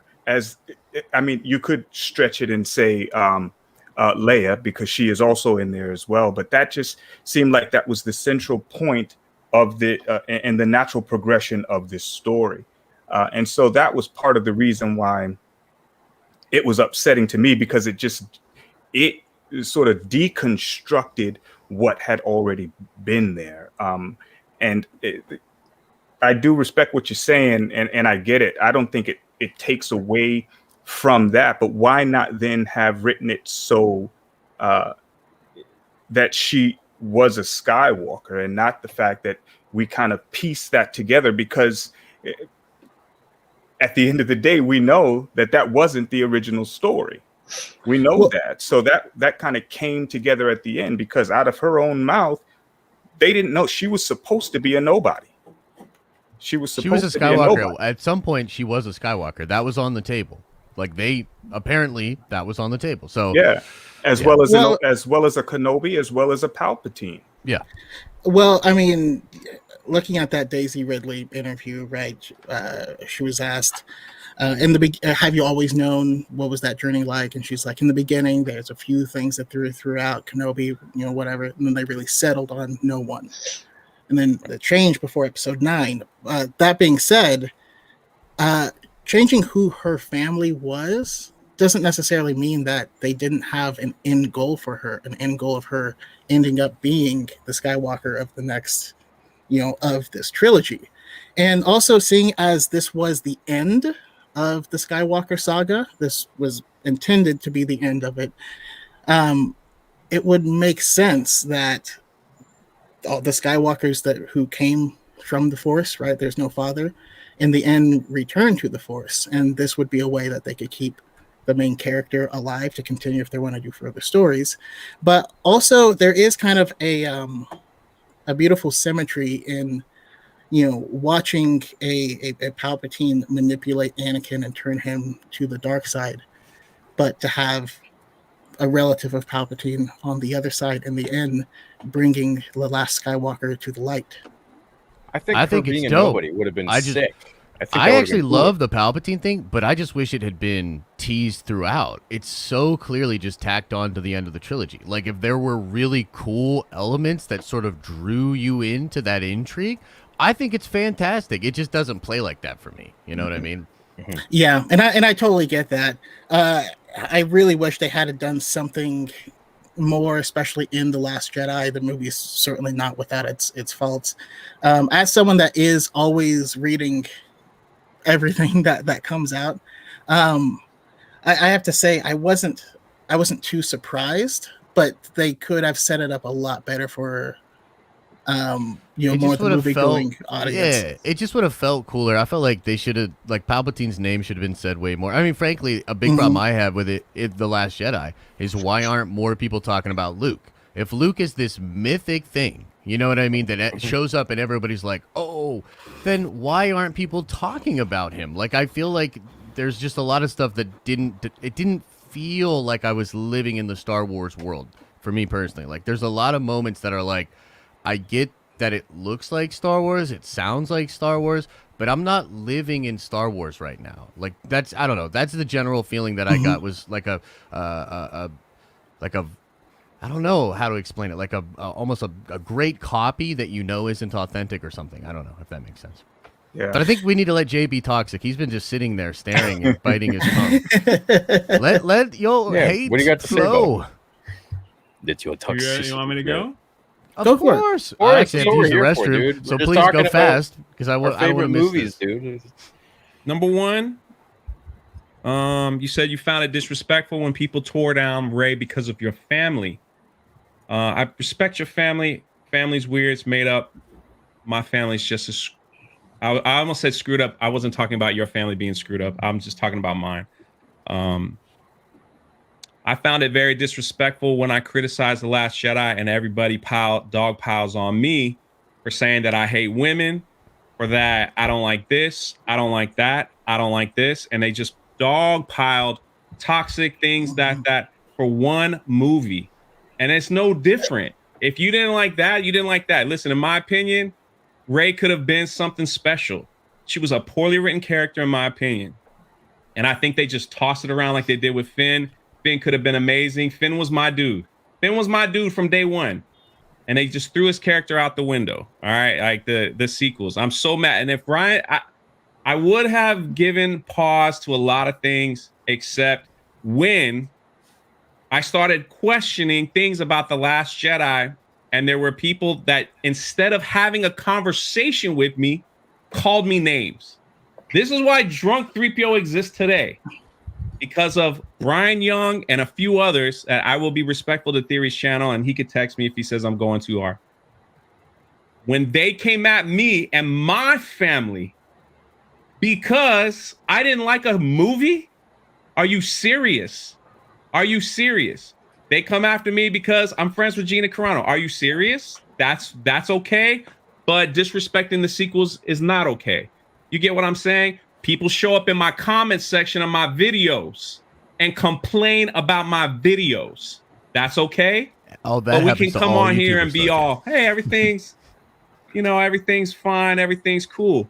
I just don't understand. I don't understand it why it's okay for one Mhm. and not okay, for two. Like that's just where I'm at with this whole thing. So can I Now, offer an explanation? Oh, why sorry. Go you- ahead. while people love the sequels, and I have said this a zillion times, I am so happy for you. I really am. They just weren't. They weren't for me. They weren't for me. As much as I love Star Wars, the writing and everything, I felt the Rise of Skywalker was a joke of a movie. I actually laughed halfway through it because it was a movie made of convenience.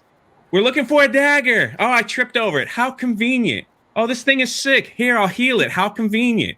Oh, I think we killed Chewie. Nah, he's alive. How convenient. Oh, we need this. How convenient. It bothered me. And I wanted to love these films. You have no idea. I wanted to love these films, and it just bothered me. Now, the last thing I'm saying is like Rian Johnson goes on Twitter and his things, and he's throwing up middle fingers to people who disregard, didn't like his movie, calling people names and stuff. That just added to the whole thing of it's okay to criticize people who are criticizing The Last Jedi. The director's doing it, so let's all do it. And that's how this whole thing dogpiled on. And it's crazy. I have never once called for a boycott of Star Wars, never once called for anything. I will not be watching The Mandalorian season 3 because of what they did to Gina Carano. I thought that was a disgusting joke, and this is where we are. And I'm only speaking for myself. This ain't Theory. This ain't Josh. This ain't Callus, Lauren. This ain't nobody. This is Jay. So it is what it is.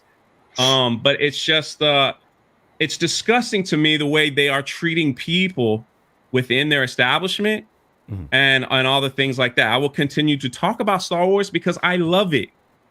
I will always love it. It had an impact on me, and me and Theory know my grandma. And you want to talk about family? My grandma passed away 2 weeks ago. She took me to see Return of the Jedi. Very special to me, right? So there's my family connection to the whole thing. Well, so there you have it. I mean, with that, I have to say, like, I didn't state any of that. but I wasn't right, aiming anything right. at you, brother. They asked me about the sequels. I just said this is how I feel about it. This is why. But you did kind of start by. This is why it's a touchy subject for a lot of people on both sides of the fence, and I get it. I totally understand. Listen, I'm gonna be honest. There was things at the beginning I was extremely angry at The Last Jedi lovers. I am not like that what I was before because of the way I was being personally treated. The way I was personally being treated. I took offense to that. I've grown. I've spoken to many people that love the sequels, and I understand where they're coming from now. So now I'm at this place where I'm like, you like it? That's awesome. You don't like it? Hey, man, that's awesome. It is what it is. And that's where we are with things. So, it's growing through this community and trying to understand. I was very, hurt going on because I couldn't believe how I was treated for not liking this movie. I loved The Force Awakens. I went 6 times to see it. But Six That's all of us. times. But Jay, That's but all Jay, of us here. We all get crapped on. But I mean, you're why do the you think I make guy. You're the stupid second crap? guy that pushes and the ref sees. That's the thing. This is what I'm seeing is that you're It's like, getting what? You are the second player that isn't the one that started it, but pushes and gets caught by the ref. What I mean is you're pissed off and you're acting, and you, to your own admittance, you acted emotionally and irrationally, and you're a wiser man now. But the thing is, when you were acting that way, you were saying things and doing things that were making people like Chaco feel like you wanted to shit all over their Star Wars. It might not have been that way, but that's what it looked like. I don't think he was doing any of that. First of all, I've He never literally just said that's what he did. No, Well, I said early we have on. Early on, when they attacked me, I hit back. I mean, I ain't no punk. So if you want to talk about me in your videos, you want to talk about me in the things, like I'm not gonna be quiet. I get you, but what I'm saying is, that's just even who I you am as a coming into person. this That's video, that's I what I'm get you. saying. I understand. Bro. So, but the problem is, it's it goes on both sides of the coin here. So It definitely goes on both sides, but at the same time, there's a difference between trying to spread love for something and spreading hate or discord about that same thing. I spoke to Star Wars Santa about it, and he kind of likened it to if because he's a mall Santa. If someone goes in and is telling all the kids in line that Santa's not real, and trying to take away the fun, the magic, the joy from these kids, that's what's problematic. I think a big thing that I look at myself is how much love, like you love Star Wars. I can see it, I can feel it. How much love are you spreading? Is what percentage of your videos are all about what you don't like versus what you do like? If someone goes to your channel, can they tell that you like Star Wars? Now, I'm not calling you out or anyone directly, but that is something that I see. Certain things where it's only based around what they hate, and they keep digging and keep hammering on that. It's kind of weird. I dig what you're saying, bro. I mean, the problem is that we're, it's a no-win situation, because if you remove them, then you have people that are upset. And you mentioned Star Wars Santa. He's got great takes on the sequel trilogy. I was disappointed by the sequel trilogy. I had great expectations coming off of The Force Awakens for what we were going to get, and what we got was The Last Jedi. And for me, that was a complete disaster for me. And then we had him trying to pick up the pieces in The Rise of Skywalker. So and so if they remove it, then you take away from those that love it. But if you from those that love it, and then but if you keep it, then those of us that hate it because of our love for Star Wars, then we're also in that sort of position, to say, well, you don't love us. So it's a sticky situation. But what they can choose to do is to how they handle Star Wars right now, right? That's how they can fix things. And they're choosing not to do that in some respects, right? Because there's a lot of dare I say, toxicity that's still going on with these things, like the Gina Carano, with what Theory faced with Pablo Hidalgo, things like that are happening to the fandom right now. So it's when you have the sequel trilogy sitting there, right? For those that love it, great. For those that don't like it,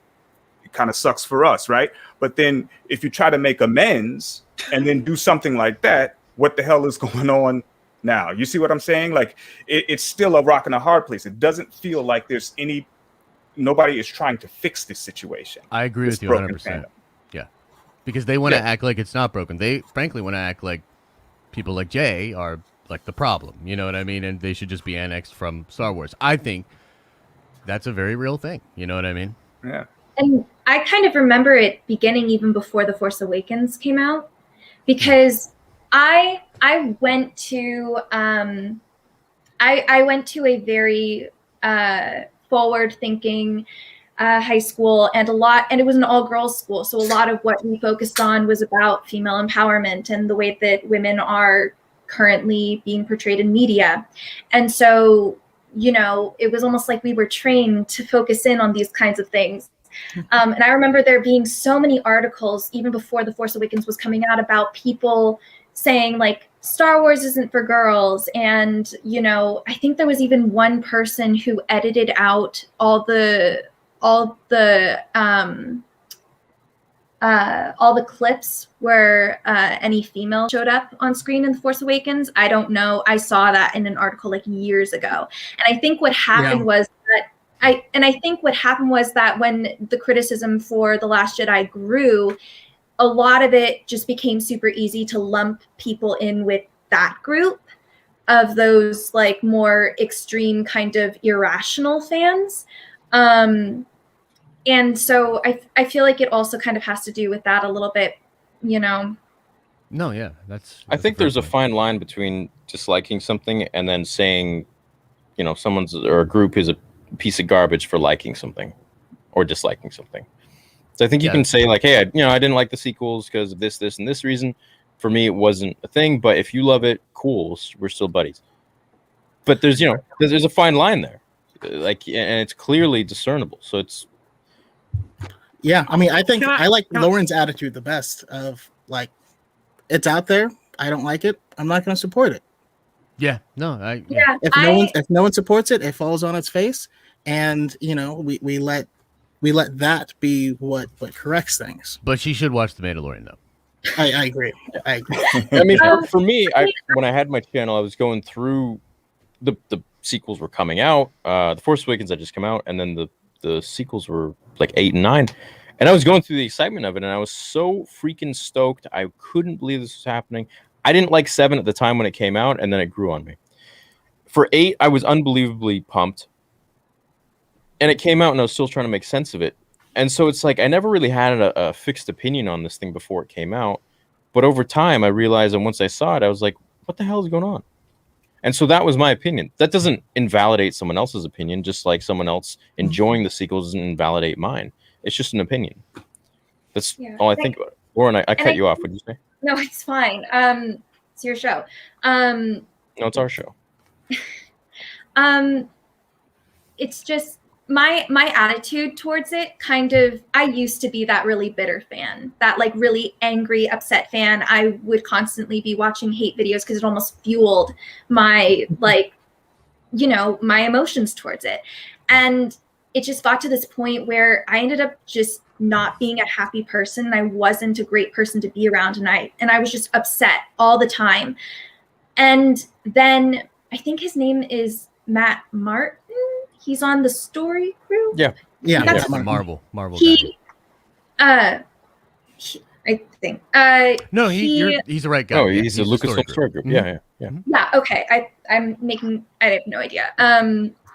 But he posted on Twitter about how like canon can be whatever you choose it to be, and once that came out, I was just like, okay, I'm gonna choose the canon that I focus on to be 1 through 6, because that's what I like, and I can ignore everything else that I don't like. And obviously, objectively, it's canon, and everything that they make going forward currently is going to look at that as canon. But that doesn't mean that I have to consume and look at it that way if I want to enjoy what I enjoy and not have to focus on the things that make me upset. Because at the end of the day, what's the point of being a fan if I'm only going to focus on the things that make me upset? I'd rather focus on the things that I like about it. Right. Exactly. But you for should be able to that's- talk about things that you don't like too. Yeah, I Oh, agree. absolutely. And I would never say to try to censor that or say you can't critique things, or you can't have negative takes, or you can't dislike anything. That's totally fine. But there's a line between saying I don't like this, or in that being right, not liking it becoming your personality. Personally, like, I didn't like Rise of Skywalker myself. I had a lot of problems with that movie. And I would start to express them. But when I would start to express them, people would kind of go down weird tangents that are fully explained in it. Like, I hate the dagger. I think the dagger is stupid. I think we had too many little MacGuffins or whatever that were jumping for play. They could have cut out one whole jump and gave us more story. Right. And so Yeah. I tell people, I hate that stupid knife. And then they're like, yeah, it doesn't make sense because it's an ancient knife and all this stuff. It's like, well, no, the knife isn't ancient. There's an ancient script written on the knife. And but I still think it's stupid. And then they'll go into, well, it doesn't make sense. How would they know exactly where to stand? Like, well, it did have coordinates on it and told you what shore to stand at. Yeah. But it's stupid. And they're like, why are you defending it? Like, no, I don't. Dude, I'm that not happens to defending me it. all I'm the just- time. Yeah. You can't say anything without having someone throw you in a box or like it's stupid. It's Hi, Santa. Hello. Hey man, how's it going? Sad. Oh, it's great. We're on family vacation down in Gatlinburg, Tennessee. I'm outside our camper here, and we're just having a good time. And some friends let me know what you guys are talking about tonight. And thanks again for the invite. And it's good to be here. It's nice to Santa. see you. Is Jay on the nice list? That's what we need to know. Well, Jay and I had a nice conversation last week, and we talked privately. And I'll put him on the nice list for now. We just need to watch. Don't be telling people that. Don't be telling people that. I have a reputation. He's on the bubble. So There you go. And I will go on record and say we do have several members of our community who purposely stay on the naughty list because that's where their comfort zone is. So I agree. if that's where Jay wants to reside, I'm more than happy to put him there. But personally, I'm rich. I can buy my own gifts. I don't need. That sounds like someone on the naughty list for show. That's a joke. That's a joke. Yeah, I personally don't have anything against Jay. He's a good guy. Thank you. That's rarity around these parts for people to say. Yeah, man. I only say that a couple times. I can't. Well, and I think it's an important part. We don't have to agree on everything to be a nice person, right? No. Jay and I have very different takes on a lot of our content. We have different ways of approaching our content, the different likes in the Star Wars franchise, things that upset us differently. And we may not see eye to eye. That doesn't mean he's a bad person. And I think that's what a lot of people feel attacked or feel like they're under scrutiny for is your opinions don't match with mine. Therefore, you're invalid or you are not a good person. And that seems to be a recurring problem that we struggle with. And I think it's one of the things that I know I'm personally trying to address in the community and trying to push back against people who say, listen, people who say nobody wants any more content with the sequel characters. I see that comment all the time in Discord. And I say, wait a minute, maybe speak for yourself, right? Don't say nobody wants content with the sequel characters. There's a lot of people who want content with the sequel characters. I personally would love to see some content with to further Rey's story and Finn's and Poe's and the rest of the cast. And there's no even and I saw most recently the one about Phasma. People were saying, look, this is pointless. She's a dead end character.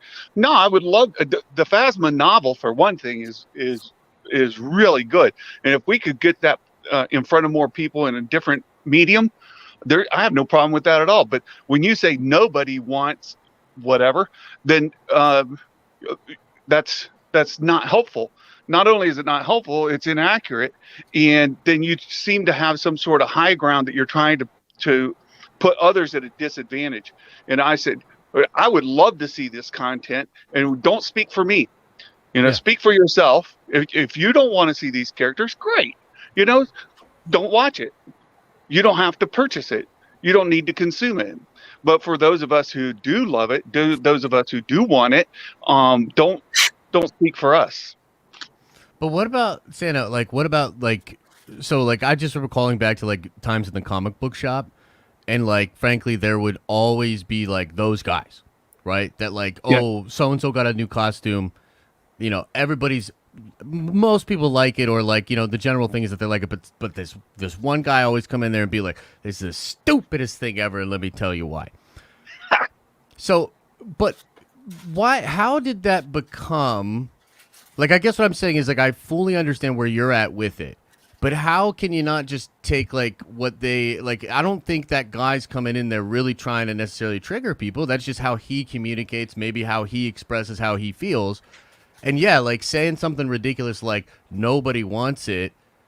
Yeah, it's obviously not true, but it's also, I've heard nerds talking that way since the beginning of time. So it's I think we need to allow people to be ridiculous fans. I mean, we're all talking about lightsabers and the Force and stuff. It's a little ridiculous, But if you're having a conversation with somebody who's clearly expressed that they like that content, and you're going to come at them with nobody wants it, then you're purposely being confrontational, being a jerk. Yeah, you're not helping the conversation move forward. You're not helping discuss about what okay, explain to me why you want more of that. Or, okay, maybe some people don't want. Or how about just speak for yourself? How about just say, I don't want to see none of that stuff. And I feel like there are other people who likewise that I talk with don't want to see any of that stuff. Great. But when you say nobody wants, then you're being a jerk. You're just not being helpful, and it's not helping bring fans together to have beneficial conversations that can help express what entertains you, what you're looking for in the future. And I think as we all gather together as a community, most of us want the same things in the future. We want really great stories with really great characters that tell, interesting stories, right? We want that. And if that involves sequel characters, then great. Give me sequel characters that develop their characters really well, that tell great stories. So regardless of what that is, I think a lot of us come together to say that's, whether it's prequel, the High Republic, sequels, whenever, we want really good stories, and we want to see these characters develop. But What Santa, did I walk into? last thing, Santa, you know what I always say? Buttholes are going to butthole. And the thing is, True. I don't not want buttholes. I think that we could use some butthole fans. Maybe we just keep them over at Jay's channel or something. I don't know. It's But why can't we push back and say, don't be a butthole? because Am I the target here? I see the chat. I see what people are saying. I see everyone. I see it. I see I'm the target here. It's okay. I can take it, Josh. I can't I- speak. I Go can't ahead, speak boss. for, Go for ahead, whoever boss. says. Okay, go for it, Josh. I just think all I'm saying is, I think it's a little over the line to literally want everybody to be like an ideal fan, to not be a butthole. I think it's over the line to be like, oh, you're a butthole? Get out of Star Wars. Like, I think, frankly, that's over the line. Buttholes are gonna butthole. Is there a butthole limit though? Is there like a proper exactly. butthole ratio? I say there is, but I think that you gotta meet the butthole where the butthole is at. You know what I'm saying? The butthole consequence is threshold, you nobody could wants call to it. engage with that. I Nobody know wants they're to. That's talking about not this. I know they're true. I talking about literally me. just It's told you okay. I do. But I know depending on Josh is how talking about me, and it's okay. I'm Jealousy getting looks lots of ugly on ideas people, and that's all over okay. the place right now. Just a butthole and What's your limit? I don't even know what's Okay. going on anymore. All right. What is? Someone fill me in. What is? Sorry, I'm late. What's going on? talking about the sequels. We're talking about what else are we going to talk about? We're talking about Yeah. the sequels right now. 2 weeks will be about the Bad Batch, and we can move on. So we're having fun with it.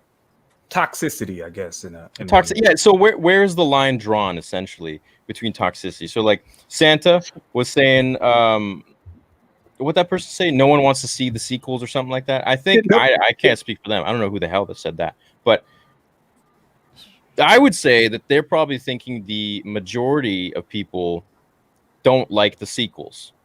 I would lean in that sort of thought process too. I think the majority of people don't like them, but I think there are still hundreds of thousands of people that do love them. So for me to say that I don't think anyone wants to see that would be incorrect. For that person to say that, it's also incorrect because there are a lot of people that want to see them. It made money.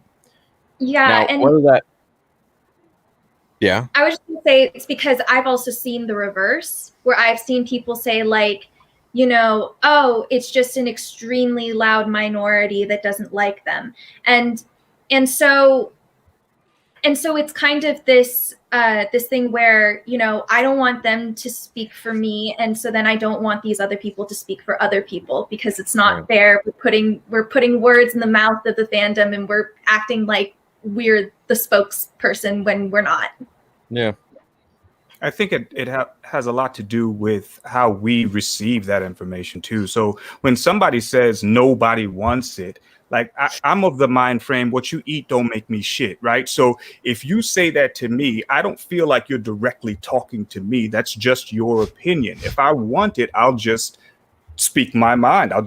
But without getting angry, it won't trigger me for me to hear those words said. I'll try to engage you being in a a man. conversation. You know what I mean? So with that, and Santa, I know it happens all the time on both sides, like everyone is saying, but I think it has a lot to do with how we receive what's being said. I agree with you. And I think Jay and I had a nice conversation where sometimes you hear things that other people say that don't necessarily reflect the truth. All right, I'll speak on that. Yeah. I had a problem with Star Wars Santa. I had people send me stuff that he was saying. And I thought they were just saying, hey, this guy doesn't like you. He's talking about you. And you know what I did as a man? I went on Twitter and shamed him. I made a video and shamed him. No, I didn't do any of that. I called him on the phone and said, did you say this about me? Did you say that? Let's talk about this. How did this work out? And then when it was all over, we were like, cool, we're good. We're good. Everything's fine. And then we have a ton of other things that we have in common. Star Wars is just a fantasy movie that we have different of opinion on. But everything else, you know, like I asked him straight up, did you say this? Did you? No, this is what happened. This is what I meant. He was truthful. I was truthful. And we worked it out. Like humans should work things out. Not go onto their Twitter and make stupid comments in their YouTube video thing. Oh, how dare you? How dare you say this about this? You know, you got a problem with me? Call me. I had a problem with Josh, everyone. Guess what? Me and Josh had big time problems. Big time problems. I didn't really think we did, but yeah. Guess what? We talked on the phone. Yeah, after that video, I had big time problems. We talked on the phone. And now it's like, cool. Like he does his thing, I do his thing. I have no problem with Josh whatsoever. Yeah. A lot of this stuff is funny. I'll show up in it. I listen to his live streams when I'm home, but I try not to say nothing in the chat because I see people like, oh, that idiot from Geeks and Gamers. So I'm like, let me just keep that calm. But I enjoy listening, you know, and so it's like that. So it's like that's what, no offense to the women here. I'm just saying that's what men should do. They should call and say, did you do this? Did you do that? No, did you do this? Yeah, okay, cool. All right, we good. Hey man, my little corner of the internet's over here. And yours is over here. Man, I hope you're happy over there. Yeah, but see, that's the problem though, Jay, is that I think that's your perspective on it, and I totally understand your actions and the actions you take. But it's a little boomerish. Like it's a little boomerish because like the internet is going to internet. You know what I mean? Like Twitter is not going anywhere. Trolls are not going anywhere. This is the environment. This is how we have to engage. What does that have to do with me and Star Wars Santa having a problem though? Like I'm not tweeting at him. Because you want everybody to be like me and Santa and jump on the horn if you have a misunderstanding. What I'm telling you is that's not what's possible. Wrong with that? There's nothing wrong with it. I'm just saying it's not realistic. Of course not, but we can set the example. Exactly. We can set the example, but I think you can also find a little grace, a little forgiveness, a little understanding, and appreciate that millennials are going to millennial, man, you know? I have a question, though. How do you guys feel about what has been going on in the comment section of Star Wars, specifically like these High Republic videos? Ooh. I haven't really seen it, so I don't know. Well, yeah, I've seen it. Here's my question. It's very clear what's going on. In the message, I think there's no way to not hear it. When you see the ratios on those High Republic videos, you see the comment just repeated and repeated and repeated, and there's no way that Lucasfilm doesn't know. My question is, what do you expect that to achieve? Because I don't think that Lucasfilm is going to make any decision based on ratios on a YouTube video or comments in a YouTube. I feel like the Rise of Skywalker would say it's otherwise. the most they can do. It's how they're answering back to something that they didn't enjoy. Yeah, and I think the message has been heard. I think they've been very, very effective at getting the message out. But now what's the next step? What do you expect to happen? I mean, if anything, it feels like they're just going to ignore the comments because now they can't trust the comments as related to the actual project that they're showing. Yeah, I feel like there's truth to that. And this is something that I've sort of been critical of, you know, Jay and some other people about is like, I feel like there was a little bit, maybe not done by Jay, but by some other people, crying wolf, leaning into some things that worked in the algorithm, which then led to Lucasfilm's inability to actually decipher what was real criticism. I think that's totally fair. But the flip side of that is there's like real data out there that should show them what's going on. Like, I don't think the comment section of the High Republic videos is the metric by which they should be making decisions. It's a publicly traded company that I am a shareholder of. They should be making decisions based on profit. Are they making money with these books? Are people buying these books? Are people enjoying these books? That's it. Jay, you're just sitting there shaking so much your camera's doing that. I know I'm good. You want me to say something about the why YouTube channel? Well, if you have a take. No, we're here to talk, man. I don't want you to feel silence, bro. Like, I if you have something to say, Sawyer say has. Sawyer We has live in a given country take. where protest is where it's at. People are protesting what happened to Gina Carano, and that's what's going on in the comment section of Star Wars YouTube, because there's no other way to communicate the displeasure of what they felt, little children and everyone else, of how they treated. Now, listen, firing Gina is their business. The way they did it, the way it was handled, the way that she got treated one way when somebody else on The Mandalorian was doing the exact same thing is treated another way is false. That's terribly wrong. So whatever y'all think about her, she's a terrible actress. She was only on the show, whatever. Fine. I don't care. These people are voicing their opinion the only way they know that maybe someone will listen. Not only did they kick her off The Mandalorian, they kicked her off the freaking Bear Grylls show because that's also owned by Disney. How was that right? You get what I'm saying? But then they let Pedro Pascal stay on, and he does the same freaking tweets. How is that? Now, if they both were fired for that, we'd be having a totally different conversation. I promise you. A totally different conversation. But the fact that it's one way or the other way, and it's just like this, and this. This is Star Wars fans protesting the way they only know how. I'm just saying. Wasn't Chuck Wendig fired for that? I was going to say that too, Chaco. So we can't always only look at that political spectrum, because they did fire Chuck Wendig first because of his abhorrent social media tyrants. You know, like he just would always rant and rave on social media, and he was fired, and he's blue. You know, so what did he do? He was fired from the dark from the Trump. Yeah, I know he did the aftermath stuff. Exactly, the aftermath. Yeah. He was supposed to do the Darth Vader comics that were upcoming, and he was fired. Damn. Yeah, he was fired right before that happened. Yep. Yeah, he went hard. I followed him like after. I didn't enjoy the first aftermath, but it got better. But yeah, I was following him on Twitter, and I was like, oh Jesus, like no, yeah, man. Right, like it just was ridiculous. Like a lot of these people just feel like they're above it all. You know what I mean? But I mean, if I don't want to like start a whole thing, Jay, but I do not see Pedro and Gina as acting the same way, for one simple reason, because I think that when the PR team came to Pedro, he bent the knee, and she did not.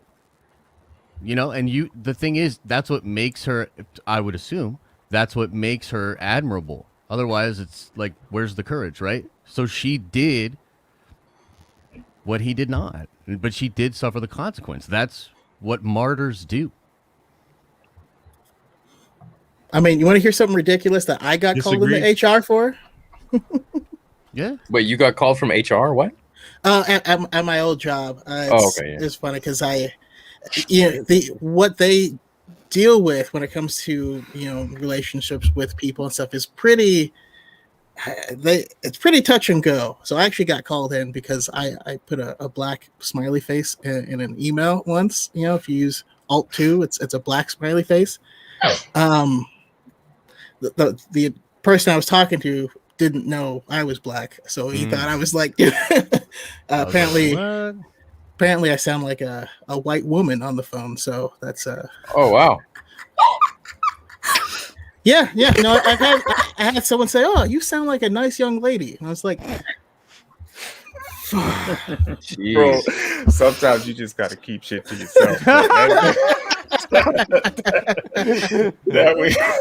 gonna Chaco. That chat's now gonna know about that. Hey, it's all good. No, but my point is, it seems something that would be ridiculous for me to be called into HR for, but what these companies have to deal with is, I don't know, it's gnarly. It is gnarly. I don't think it's easy on either side. Well, I want to agree with Jay saying that it's the way that fans who feel a particular way about Gina's firing can express themselves, and it's a form of protest. That's absolutely true. And as I mentioned, I think they have done an effective job at it. My question now is, okay, you were effective in communicating the message. It's been heard. Now what? But they don't know it's been heard. And that's Well, that's and the also thing. like they don't feel Just like keeps going. yeah, like I think what you're saying, Santa, is maybe like, are they just attacking to inflict pain? And probably, you know what I mean? Like, But I think he's saying more like, what's the resolution? So now we've said this we disagree with. So what's the next step now? Where do we take it now? How do we go about getting her rehired? Or how do we go about making sure that we have better stories coming for the High Republic, so on and so forth? We can't just continue to downvote it. We have to take it to another level in order for change to come through. Yes. I'm with you, both of you, but here's the thing. We're not Lucasfilm. They need to do anything, basically. Yeah. Like it doesn't feel like they are interested in engaging the community other than the people they know they completely have monetarily by the balls, right? They are not interested in engaging the community, the real people, at all. So you're asking Santa, like, how do we do it? Bro, we shouldn't have to. Like, you know what I'm saying? Like, we should not have to. They should be trying. I think a little humility from them would go a long way. That's just my opinion. Yeah, I agree with you, Josh. I don't mean what should we do. I mean the people who are posting those downvotes and posting those comments. What's the next step? So, okay, your message has been heard, and I think you're right. Like, if Lucasfilm PR and frankly, they need a much better revamp, maybe entirely new social media arm. Could engage better with the fans to say, hey, we hear you guys. We're sensitive to this. We're doing this, or we're doing that, or we're not going to do this for this reason, or we're not going to do that for this reason. That would go a long way. Communication is always helpful, and that goes back to what you accuse Jay and I of being boomers because we actually communicate with one another. I think communication is always a good thing, whether you're a boomer or younger. That's fair. It's how you communicate. So Yeah. I guess from now on, like, what do you think fans who are downvoting all those High Republic stuff should do? Read. What, the High Republic books? I think a lot of people, the High Republic is so new that I don't believe for a second that half of the people who are shitting on them in Instagram, like on Instagram posts, Disney will post something about the High Republic. Thousands of people are saying stuff about the High Republic. Most of them have just watched videos of other people who have said, I don't like this, and decided that it's garbage. I don't think you have a right to hate on something until you've looked at it. Obviously, you don't have to, but I think, yeah, the High Republic's not for everybody. I get why some people don't like it. Some of it's not my favorite, but so many fans these days are just listening to us and not forming their own opinion. And I think some people are actually afraid to form their own opinion. But yeah, I think a lot of people have not even given, how long does it take to read a comic? And you can pirate comics. Not that you should, but I mean, how long does it take to read one comic? Like, I don't think that I think people are hearing Geode and they think that's a stupid idea. And so they just write the whole series off. And I don't think that's a good way to form an opinion. I don't know. That's my thought on it. So for me, it wasn't Geode. I didn't finish the book. And I don't talk crap on it because I haven't finished it because I don't know what the hell I'm talking about. But from what I've seen, what Josh and I have talked about and seen ourselves and had other people who have read the book, they've told us, it's almost like, Sawyer, have you ever seen like a movie trailer for something and you were like, God, that looks terrible? Like, you have an idea from the trailer. You have a certain notion of what this whole story is about, what it's going to be telling you or showing you, what it's going to be like, how it's shot, how it's filmed. And you have this idea that, it's not for me. That's the same thing with me or with other people who have not seen the High Republic. Now, for them going around trashing it and dogging it, whatever, that's their business. But yeah, no, I mean, I don't think you're absolutely right. I don't think that we're obligated to look into something if our first impression is negative. I just think that, going into, granted, you're always going to be bolder on the internet. You know, every creator, course. especially, should. Especially when you're making money. Yeah, like, you know, like this is not a career for us that we can continue to go on if we're just going to assume that everyone's going to be nice to us. People will say whatever the heck they want to say on the internet. And it's very easy to bandwagon. I just think that, yeah, no, you should not be obligated to read or watch the High Republic. Although I will say I've had a lot of conversations with people who are writing off the books or didn't like the books and the comics, but are excited for the Acolyte, which I think is kind of interesting. Because that is the High Republic era. But no, I just think exactly. I think there's just a difference between saying, you know what, I saw, because I think, you know, Disney, Lucasfilm's been posting like trailers for some of the books, some of the characters in the High Republic. I think it's perfectly reasonable to see that and be like, okay, not interested. But these comics or these comments that I've seen are just like, it's just the Geode thing right now. It's just this is the stupidest Star Wars character that anybody's ever will come up with. Like, I hate this. This is garbage. Well, but before Geode, I mean, people still had the same idea about it. It just kind of cements the fact that it's not for them. For me, I read, I'd say, a quarter of the book, and I was just like, what am I reading? Where's this going? I read the comic, the first issue of the comic. I struggled to get through that thing. It was, for me, it was the most dry thing. I'd rather eat super dry toast after not drinking water for like 4 days. Like, it was really difficult. And then they brought Yoda in there for like 2 seconds as a cameo and like said something ridiculous. I can't even remember right now, but it just wasn't for me. So it's like I see these things, I research these things. It's not like I'm just saying, oh, Disney created this High Republic. Disney also created Rogue One. Disney also created Solo, which for me I really like. Disney also created The Mandalorian. I'm not saying everything. Star Wars is so versatile. Everybody likes something different. And someone in the comments just said they didn't think I'd read the books. I have. I've read both of the main series of the High Republic books. I loved them. I had just discovered at the same time the Old Republic. And that is something I do understand. I think a lot of people were expecting the High Republic to be Disney's, you know, answer to what the Old Republic was. And I think if you had those expectations, you probably were going to be disappointed, because the Old Republic has something that we haven't seen in any other division of Star Wars. And the High Republic is not that. But I do think part of it is that we as influencers, we speak our opinion, and people who follow us are going to be like, oh, they didn't like it, I'm not going to watch it, which is fine. You know, they're allowed to form their opinion. Not my subscribers. Talk to Santa. He does nothing but argue and anyway, sorry. But no, I mean, I think definitely we each have our own like group of people that follow us, and they, generally speaking, are going to like the same things we like. I guess I've just seen an influx of really toxic comments, and by toxic I mean like not having like formed an opinion, not having watched those trailers, just, you know, seeing someone else talk about it and being like, oh, well, it sounds really stupid because I don't like The Rock. Like, okay, but did you read it? And what happened with the comic book cover a couple of weeks ago, the comments on that Instagram post, But it's triggering me that you guys are getting triggered by this. I think the biggest problem is that Lucasfilm is doing a bit of trolling themselves. So I've read all of the comics, all of the books from the High Republic that have been released so far. Okay, the problem is when they were, for example, when they were first sitting down and they went to they had all of the authors for the High Republic in that room, and they were discussing it. Right, there was a bit of trolling going on during that time period. So that was off-putting to Star Wars fans. I was excited for the High Republic because this is a time period that, yes, I know it's not necessarily all fleshed out. There's a bit of lore in there from the EU, but it's not all fleshed out. So I was excited to see what Disney could bring to this time period.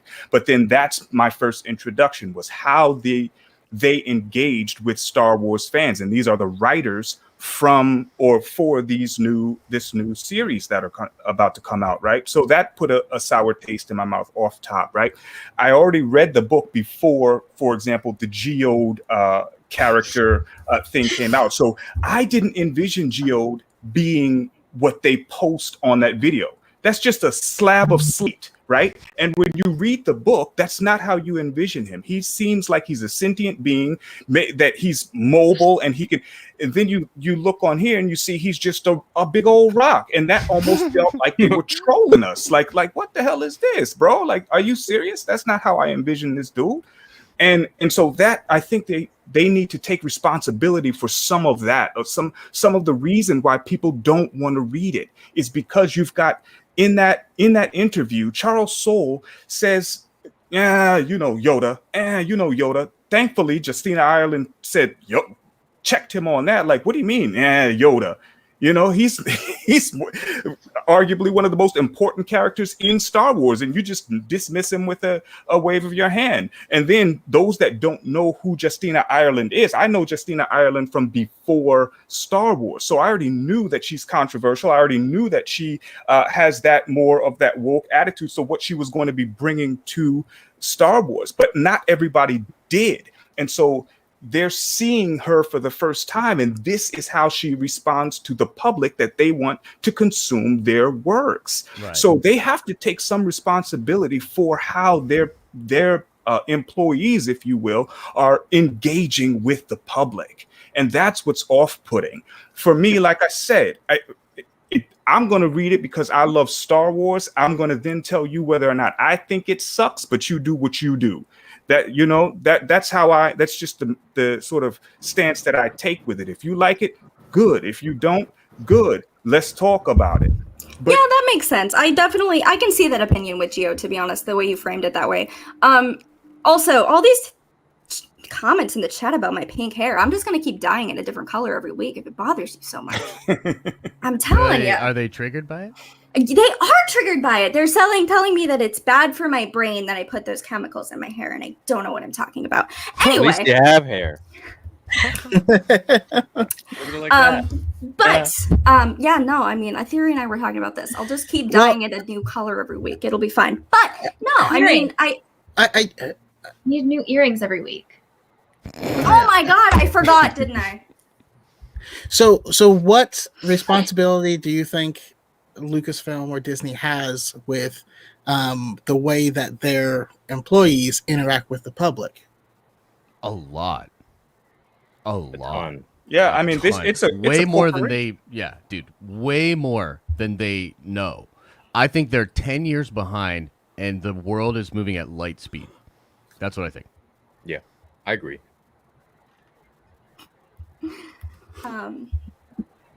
Disagree. But I can explain why. Sorry. Yeah. Go. No. Do you disagree, Chaco? I'm sorry. Do you think they don't? Oh no. I don't. That was truly a question. I don't have opinion one way or another. I just my mind goes back to what happened with Gina Carano and how they didn't like how she interacted with it. And could they be pulling back the reins now because of that situation? Should they police it more, police it less? I don't know. But that situation was more political. It wasn't about Star Wars with Gina Carano. I'm talking about how they engage with the fans with respect to Star Wars, and everything that they've put out there so far. And I can't say everyone, but it has just been just a disregard for how fans truly feel. That's just how it feels. That there's a lot, like, I just really don't care. You either buy it or you don't buy it. Well, I already know that. I already know that I'm either going to buy it or not buy it. I don't need you to tell me that, but don't tell me that you don't want me to buy it. Right. That if you don't like my opinion, I don't want you to buy it. I don't want to hear that. I work in corporate, right, for corporate America. So I work in National Restaurant Company, right? So we have our parent company. So if I'm out on Twitter and I'm spitting, they have people who regulate Twitter, who watch how we interact on Twitter, and I would then be a liability for the brand, because how I'm interacting with the public can cost them money. Mm-hmm. You understand? So if I'm on there saying stupid stuff on Twitter, on social media, just how I carry or conduct myself, I have to keep in mind, I'm employed. This I want to stay employed, and so everybody should sort of have that accountability. I just think that you shouldn't be they shouldn't be able to act with impunity. They need to have accountability for actions with respect to Star Wars. I feel that pretty hard. I think, if I could speak on one more thing, but I'm sure we're going to move on but I think with the Geode thing, with some of the High Republic stuff, I was just having a conversation with someone else about this. Star Wars is for 12-year-olds. George Lucas said that, 12-year-olds are going to read Into the Dark and they're going to like Geode because that's funny. It's a comedic device. Were they trolling the adult fans? Probably. But to a 12-year-old, they're probably going to read that and be like, oh my God, is it a rock? Is it an alien? I don't know. To be honest with you, I did that as an adult. But, I think we sometimes forget we are lifelong fans, right? And we make content about this and we have been watching it since we were, 4, 5, 6 years old. We're gonna be really critical about it when in a lot of aspects it's not that deep. But we can't use that crutch that it's for this age group, because when you put out content where they're shooting people, granted there's no blood, but I'm not having my I think that we can't just say that it's only within this age group, right? That it appeals to everyone, and we have to recognize that it appeals to everyone, and it's certainly written that way, especially when even in the High Republic, those that have read, you see like this the sexual and the drug relations that they have in those books. Now that's not for a 12-year-old. No, but Star Wars as a whole, I mean, like the Clone Wars is a children's show. Does it have dark themes? Yeah, but like it was on Disney Channel. Well, it was first on Cartoon Network. So like, I guess that's all I'm saying. I think that sometimes we can be too critical of stuff like that, where it's there. Like some people are saying, no, I'm not saying it's just for 12-year-olds. I'm just saying that like I think we as adults and lifelong fans tend to analyze everything really critically, and some of this stuff is directed towards an audience to get new fans in. True. So, but I would argue that if we're focusing so much on a freaking rock, then the story ain't that interesting to begin with.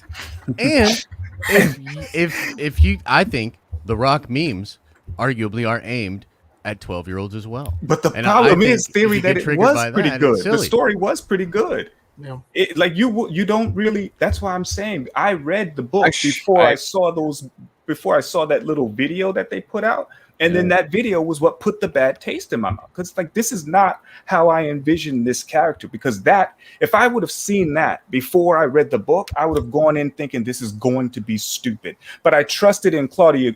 I'm trusting in Claudia Gray. I love her writing. Right. I said let me read this novel, and so. That's why I think that to a degree they are trolling us. I think they are for sure. Yeah, some of their people are petty, bro. Like that's just what it is. Like they are. Chaco looks like he has something. Did anyone else notice that they made the trans Jedi look exactly like me? I did not notice that, actually. You didn't notice that?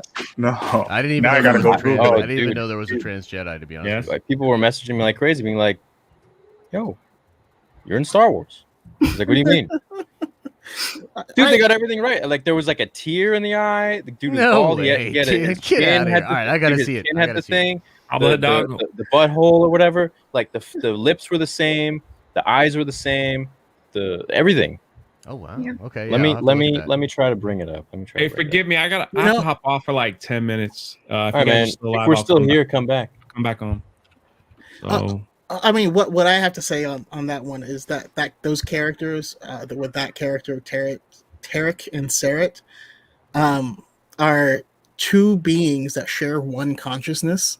So it's like one consciousness in two bodies. That is the definition of a they. Like I don't know how. No, yeah, for sure. Well, that's like the character from if you guys watch Legion, there's a female and a male character that share a body. But they can exit it for like a short period of time. Oh yeah, They have to go in there. Yeah, Always that's interesting. Where are we? Here we go. I found it.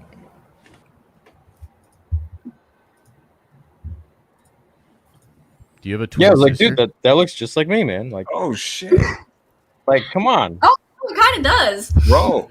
I mean, Right? only if you point it out. Honestly, Like, when I first you- saw it, I didn't think that. Neither did I. I mean, now- you know, Man, some how eyebrows, I mean. how mean do I have to be to Pablo to Same get into Star nose. Wars? You know what I mean? same lips, same chin. Like, Cheekbones, you can sorta. do whatever you want. Make me a friggin' Bendu or something. you I know? love don't green care. lightsabers. I've said it a million times. Dang, man. Well, have you read it? Maybe the character's dope. You're more yoked. Oh, Though. I don't deny that he's dope.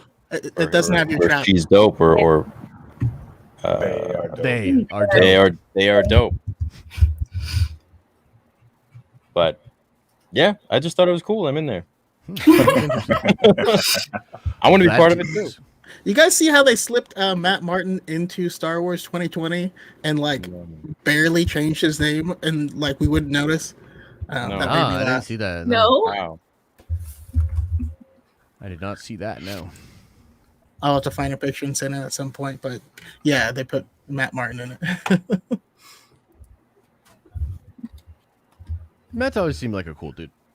He did all the comic book stuff, right? Yes, comic book story group. Yeah, I saw him in a panel at Celebration a couple of years ago. I think the story group I don't understand the story group. I don't really know exactly what they do. I don't think they do what they used to. I mean, I don't think it's like different people though. They're still. Well, after the like Last they're Jedi, trying- Carrie Hart made a very silent exit over to Ryan's company. Oh yeah, I didn't know that's where she went. I knew she exited, but I didn't know that's where she went. Yeah, she works for one of Ryan's companies, I think. Yeah. So what happened there? You know. Oh man. Talk about the Bane trilogy. Oh, Bane trilogy is elite. No, not yet. Oh, You haven't oh, read you haven't read Wow. it? No, people keep asking me to talk about it because, like, I'm Old Republic this, Old Republic that, and I don't want to speak on him. Sometimes I'll cover, like, Tulak Horde, Nagasato, but I don't want to touch Bane yet because I haven't read his trilogy and I don't want to say. I will. Chaco's like, Sawyer, come on, finish Come the books." on, you gotta do that. I'm trying really hard to get through Deceived right now, but it's reading really slow for me, so I'll get through it though. Is that the second one in the Revan thing or what? Deceived, I don't know what order it goes in. What is the order, Chaco? You would know. Chronologically, like Revan is first, and then let's see, Deceived, Fatal Alliance, Annihilation, which you don't have to read, but the Bane trilogy is the final thing of the Old Republic.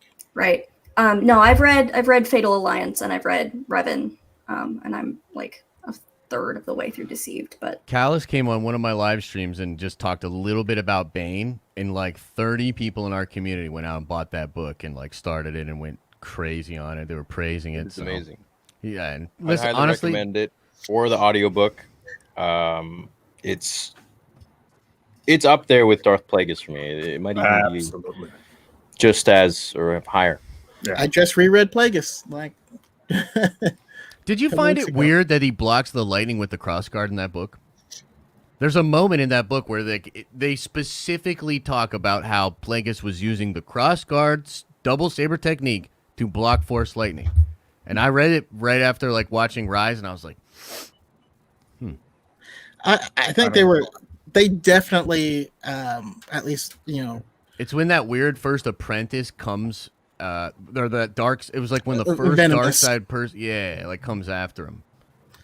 Yeah, no, they definitely bring that up. I think it's interesting because I see a lot of little nuggets that they were trying to implement in the sequels that are being pulled from like the Plagueis book or Darth Bane. Darth Bane getting the essence transfer technique from Darth Undeadu, and Darth Undeadu was one of the legions, and it's interesting the little nuggets that we're being given.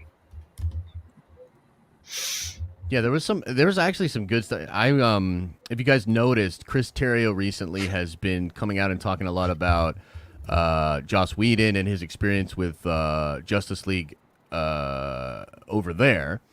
And he's basically talking about how they ruined his vision completely. And even in Batman v Superman, he didn't even want to name it Batman v Superman.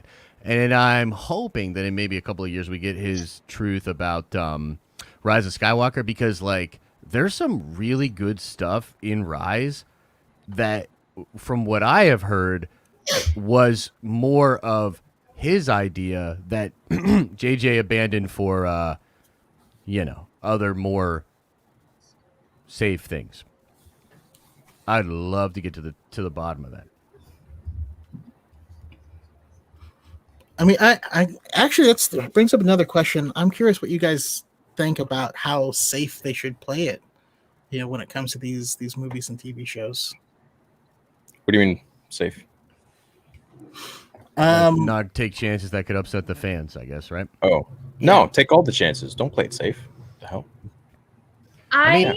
If you stay on the, I would say the trajectory that Star Wars was started on, can't really go wrong.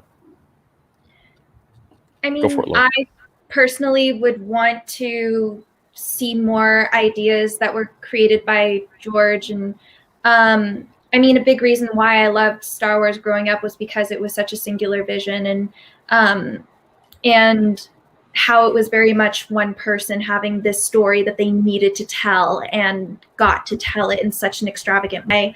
And I know that there are over 100 scripts written, I think, right now for the Underworld show that are just lying about, that they could do something with. They don't have to make the Underworld show, but they can look into those scripts, see if there's stuff that they can pull for other stuff. There are other little notes and things here and there. I mean, George Lucas started working on the Han Solo movie before it was even sold to Disney. There are little nuggets and things, all over the place, probably all over all up inside the vault at Lucasfilm that they could pull from. And I'm personally most interested in seeing that kind of stuff. It may seem very narrow-minded in terms of just saying like, oh, I just want to hear like George's ideas. It's more of just, I know that there's a lot that still exists in that realm, and so I'm curious. I want to know, Yeah. I think Theory's with you on that. He talks about that 1313 show a lot. Yeah, it would have been cool. The game. Yeah, I actually have a buddy who was working for that studio. He wasn't on the 1313 project himself, but he worked for that studio while they were making it and got a lot of like really juicy inside details. And so like the mall game failed for different reasons, but 1313 definitely was a product of the buyout.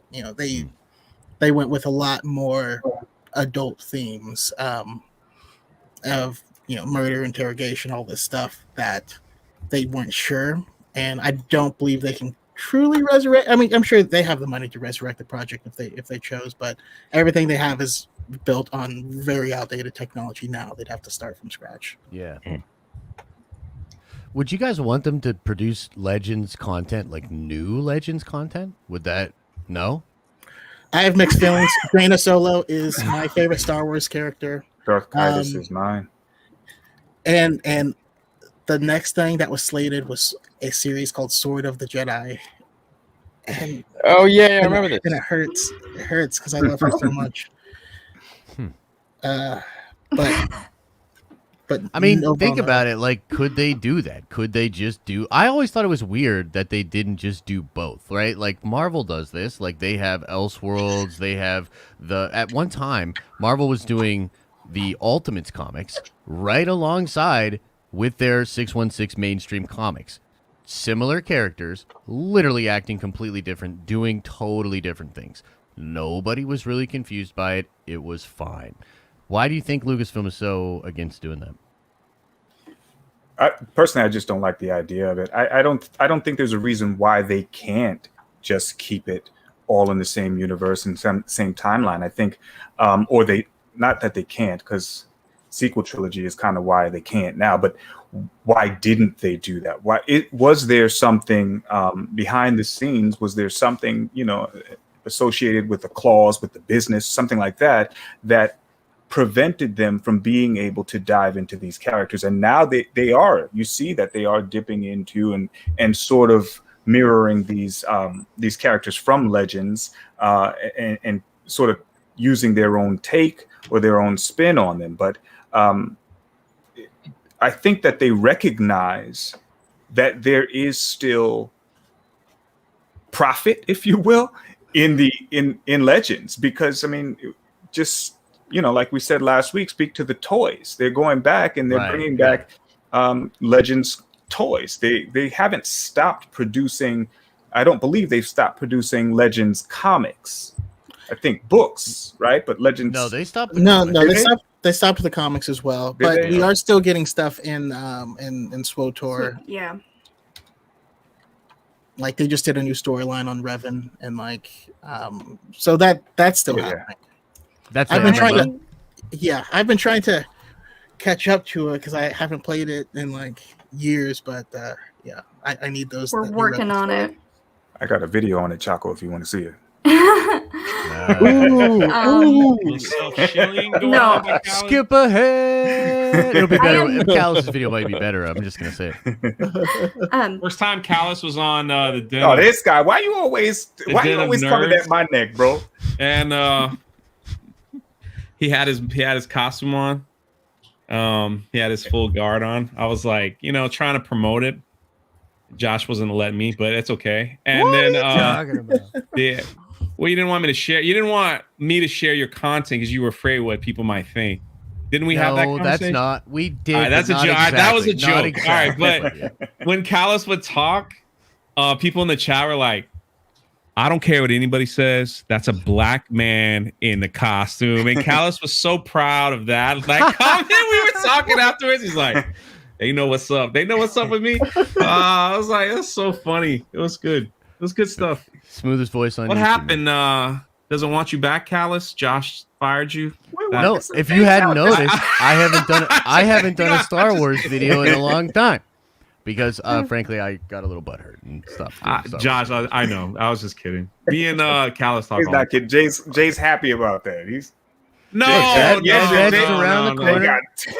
Yeah, Jay's like, I'll do the Star Wars content, right? I was super excited when he said he was going to be. Was I not? I was very supportive, and I was just like, and dude, then he was like, awesome for you. He says that's going to be great. It's awesome. Don't do any videos for my channel though. But I'm so happy. That's a Jay thing. I did say that. I think Callus never super chats me, even though I got it monetized. And this guy.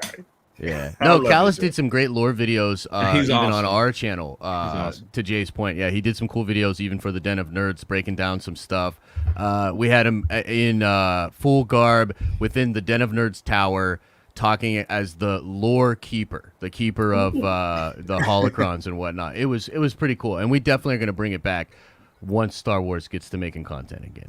Nice. Yeah, it was good stuff. Yeah, it was fun. If I may speak to the question that was brought up a little while ago. I don't know if I brought this up last week or not. I feel very strongly that there should not be new legend stories in canon. Reason being, I don't think they would do it justice. I don't. Okay, that's really interesting because if they screwed that up, like if they were like new legend stories and like taking remaking, continue with Jaina and yeah. Well, I mean, NJO or especially Old Republic, y'all know that is Bane? my stuff. Like, Bane. Who knows? I mean, they already brought Bane into canon. There is, they could explore him. But my thought on it is, I want them to bring the Old Republic stories into canon. Their needs, that's it. I don't want them to, they have to change them a little bit based on what they did with Malachor and Rebels and stuff like that. And, probably take out the Dark Jedi thing, but just a little bit of tweaking, and they can just copy paste KOTOR 1 and 2, put it in there, put the Bane trilogy in there, and leave it. A lot of people come to me and they say, "Oh, what do you think about Revan, Keanu Reeves?" And I'm just like, It doesn't matter. First of all, just because someone looks like the character, does that mean you should play them? Second of all, I just don't. I don't think I would be so worried. Like the Old Republic is just one of those things that's so. It's just special. Like it did not need, prime time spotlight to be as amazing as it was. And I feel like, and then you've got these characters like Revan who are so dependent on the player to, make his personality. Yeah, he does have a book, and yeah, he has Shadows of Revan and SWTOR, but nobody would be perfectly satisfied with a live action Revan, because we all have a different interpretation of who Revan is, because we all play the game differently. We all made different choices. So I think, I anyone who knows me knows I have extreme opinions on this, but I would just be, as an Old Republic fan, I feel like I would be so disappointed if they, like my friend was telling me she wanted to completely change KOTOR to fit like modern times, and I don't understand. I don't even know what that means, but like 2021. I don't. They're in quarantine. It was Hannah. And I don't, right? it was Hannah, and I don't remember. Modern times suck. I would love to not do that. I just don't know. I just feel like KOTOR came out in 2002. We know that story. We love that story. We replay that story even though the controls suck. If they took it and they were like, "Oh, let's change everything. Let's get rid of some of the characters." No, don't touch it. Did you see that tweet that James Gunn made? He spoke on KOTOR being the greatest game that ever existed, and then Drew, who writes the Bane novels and wrote for the Old Republic, he responded, "Hey, anytime you want to make this happen, let's make it happen." And in the comments, there was somebody who said, "Why don't you reach out to Disney?" And James replied, "Just because it's a great game doesn't mean it has to be a movie." Yeah.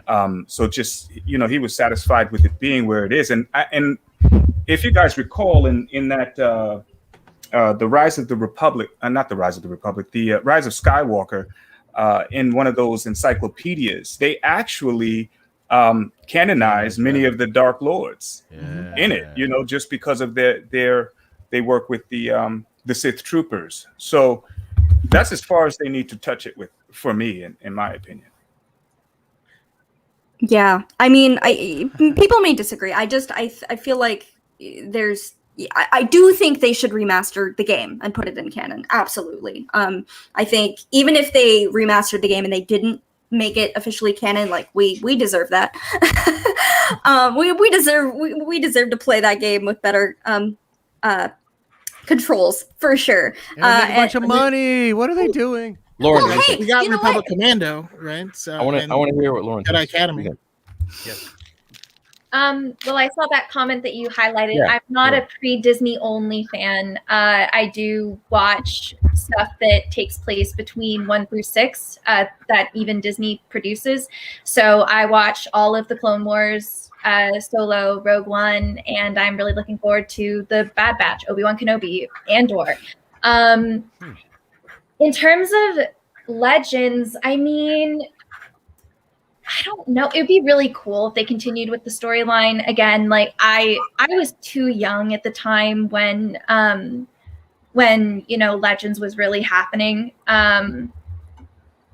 So I don't really have too much of an opinion on it, though I do know the overall story, as I said, because I do like to just randomly scroll through Wikipedia sometimes and we'll just read for hours. I mean, was there a story left unfinished when it was sold? Crucible. After Crucible, that's it, right? Yeah, Crucible was the last one. The only thing left untouched is spoilers for Fate of the Jedi. The sun makes an appearance towards the end of that book, and you're like, "The hell are you doing here?" And it was leading, and the visions of the future was Alana and the sun on the Sith throne, and which was what Darth Caedus was trying to prevent. Yeah. I mean, it could be interesting, and I don't think it would be too hard for Disney. I mean, they already pretty boldly label anything that's non-canon Legends on the front cover. So if they were to produce anything further, there would be no confusion about whether or not it was canon or not, because it would say very bluntly Legends. Yeah. So I mean, I don't see any harm to them continuing with it. It would be cool, just so then Legends fans have something to continue to look forward to, since that's something that they enjoyed, and now it's kind of been cut short. But I mean, I don't really know what else to say on that, because I was never really deeply entrenched in that. So wait, so are you into like the Bad Batch that's coming out? Are you gonna just watch it? Yeah. Yeah. But you won't watch the That's what I'm saying. That's what I was just thinking confused too. too. I just got confused. And Kenobi, but not. What? Because it's between she's got it. So you won't go she's got it outside of bookended. 6. Yeah. So I'm not even gonna watch the Acolyte. Am I about to be kicked out of here? No, I don't know. We're gonna I don't know what Clockwork to think. Orange. Have you ever seen a I Clockwork like what I Orange? hear, Oh my god. but Oh my God. yeah, I don't know. No, not the eyeballs. Not the We're gonna Clockwork Orange you. Just a little drip every Oh once my in a while. gosh. Oh God. All the best conversations happen from people with very different, thoughts. That's true. I applaud your stance. I applaud your stance. What? I'm sticking to it. So Yeah, I like I it. agree I with like it. Chaco's point too. Conviction. It does make for a very interesting panel. I mean, when Theory brought it up like last week, do you want to do this regularly? Like, I think we got a lot of stuff coming out, and every week we're gonna have something else to talk about with different It's gonna be perspectives. great. I think it's awesome. Yeah, and if it can help you guys in any sort of way, just continuously shout out your platforms and cool. Down with I it? do have to skedaddle and go do homework though. We're almost done anyways, probably. So it's all good. No, that's We'll see you next Smuts. week. I mean, next week is the last week before Bad Batch. right? Yes. Yeah. I will be on time next week. And then once Bad Batch comes out, we'll have a lot to talk about. Oh yeah, definitely. And But then, yes, I mean, hopefully the show will keep going during Kenobi. Imagine that, all of us banding least- together in like a couple It's of at years. least 14 episodes. At least 14, the which is first going to episode, kill we're gonna me. have- It's going to kill me because Loki's going to be going on at the same time. Oh my gosh, you're gonna have so much content to make, Chaco. Yeah. All right, guys. Yeah, I am headed out. But Okay, thank you. catch you I'll later. see you guys next Bye. week. See you next week. Uh, My apprentice. How is your melon, Jay? Yeah, I want melon. The hell. So, what I have to say, since thanks for asking, Josh. I want to know about the melon. Jay. I just want Disney to do something completely brand new. I want it to be Respect. somewhere I've never heard of. Like, make a story about Batu with That's characters just- I've never heard of before. Ryan Johnson's trilogy. That's Yeah. what you want. No, Luke was in there. No, if he did one without Luke, if he did his whole No, he's fresh- his own. He's making up a whole bunch of stuff Why of can't his they own. do something new? Why they got to screw up all our? What about characters that we Taika? grew up What about with? Taika Waititi stuff? I was having a conversation with some people in my community that are Brand new? very Yeah. keen. They're keen on it, man. I don't know. He's got a. He's I'm got. just in a weird place, man. I'm not That's a looking brand for. new- I'm not looking forward for the Bad Batch. I don't have Disney Plus anymore. Yeah. I haven't seen any of that Falcon one. I haven't seen any of that stuff. I just don't care. Falcon and the Winter Snowman. That's just me. So I'll just watch y'all's reviews, and if it's really groundbreaking stuff, then maybe I'll go to my brother's house and watch it. But until then, we'll Yeah. see. Hey, and that's awesome. I mean, that's how I felt when DC Online had their thing, because I was really not feeling a lot of the stuff. I'm like, I really want to see season 3 of Young Justice, but I can't support. You're going down a path I cannot follow. So I just why can't they burn. make new stuff? Why can't they have an IP? Make it new. Batu, they have Batu Land that nobody knows. Like, do something with it. Then Yeah. make me excited for it.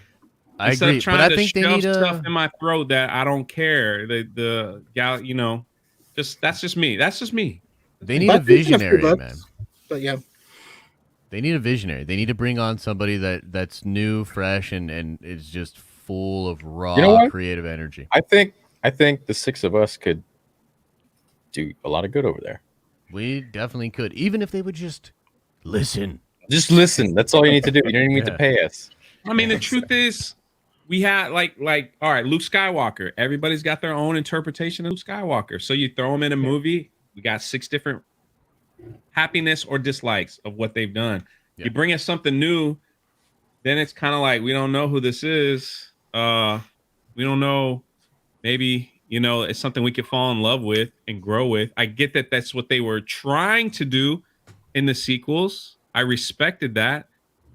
But in my personal, I hate I have to keep saying in my personal opinion, but in my personal opinion, you don't tear down characters that we love to try to build yours up. It's the weakest written storyline thing ever. So I just want to see something new. Give me something brand I new. think that's largely what they are trying to do, though. I mean, we have like 11, Largely with 11 we have The High Republic. 11 projects coming down the pipeline. Some of them are going to have existing characters. Some of them are going to be brand new, and we don't know what's going to happen. But it's not. They're not new shows though. They're all wrapped around the same timeline. Yeah, that was the reason why I was excited for Not the High Visions. Republic, because High Republic was supposed to live in Yeah, that time period that hadn't been explored in EU, and Right. and then they're trying to, because this is now officially their EU, their expanded universe, the High Republic. The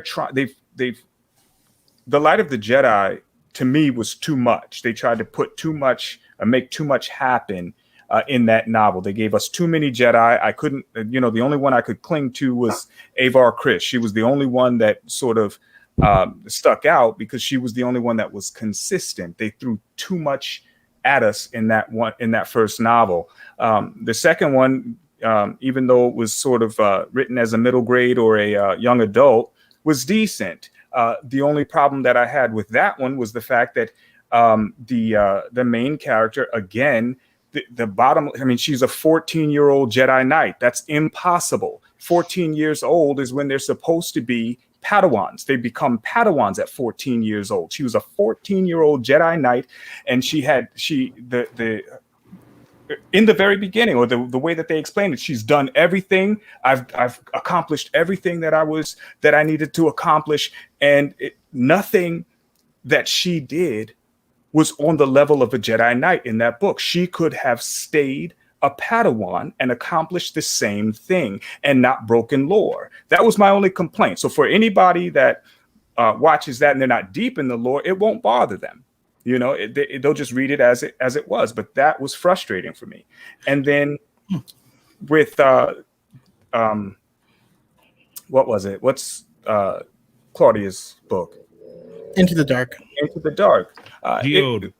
It was decent, and then we get the troll at the end about Geode. So I think that the High Republic, they could have led better than the Light of the Jedi. 100% agree. I mean, Yeah. I don't even talk about it a lot because I will get accused of just being a hater because I really don't like that book. Like, I really don't like it.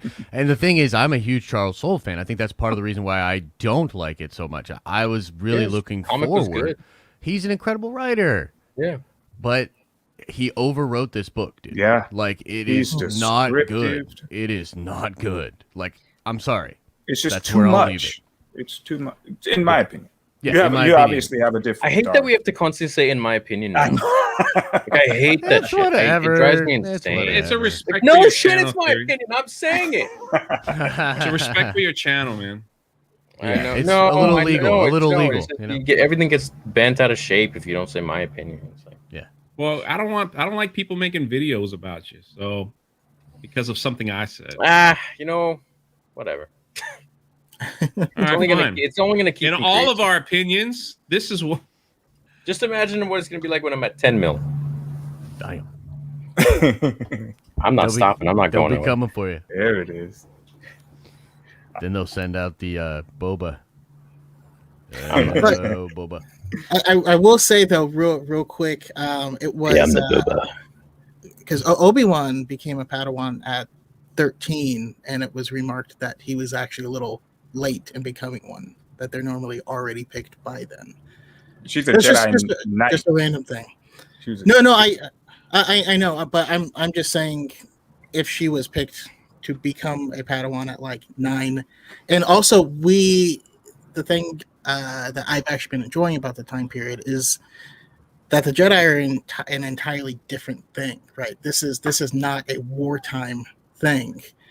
Some of them are trying to be scholars, some of them are just learning about animals and doing all types of different stuff. I couldn't tell you what constitutes being a knight, because I don't believe it's physical or combat prowess. That's fair. So would you then trust a 14-year-old to make those kinds of decisions? No, not at all. That's my point. That's the point, because they typically are in that range for. I mean, even if she was a Padawan at 9, right? 9 to 14. I have a 7-year-old and a 19-year-old. Okay, they don't think the same. Mm-hmm. All right, I just to place her in the position at 14 years old as a Jedi Knight, and she hasn't. What's happening? The decisions that she makes, the fears that she has, is more consistent with that of a Padawan. Yeah, I get what you're saying. I don't disagree with you. All I'm trying to say is I don't see it as lore breaking, because we have some sort of precedent, and also there's a variety. We have Reith Silas, right, who is like, he's not very force sensitive, and he's older. I don't know, having one prodigy over here when you introduce 30-40 new characters, I think it's just them trying to put out a spread. But it could be done better. I mean, does she have a big focus in the book? Is she she's the main character. Oh, of Into Darkness? No. Into the Dark. Vernestra is the main Test of Courage.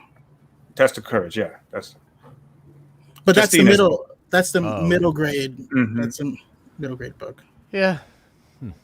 So, what do you want to see going forwards, boys and girl? One. I mean, One. it would take a are lot the for me one. to give the High Republic a The shot. chosen Like, one. Cat's Just- busy today. just for me. I'm joining. That's okay. Okay.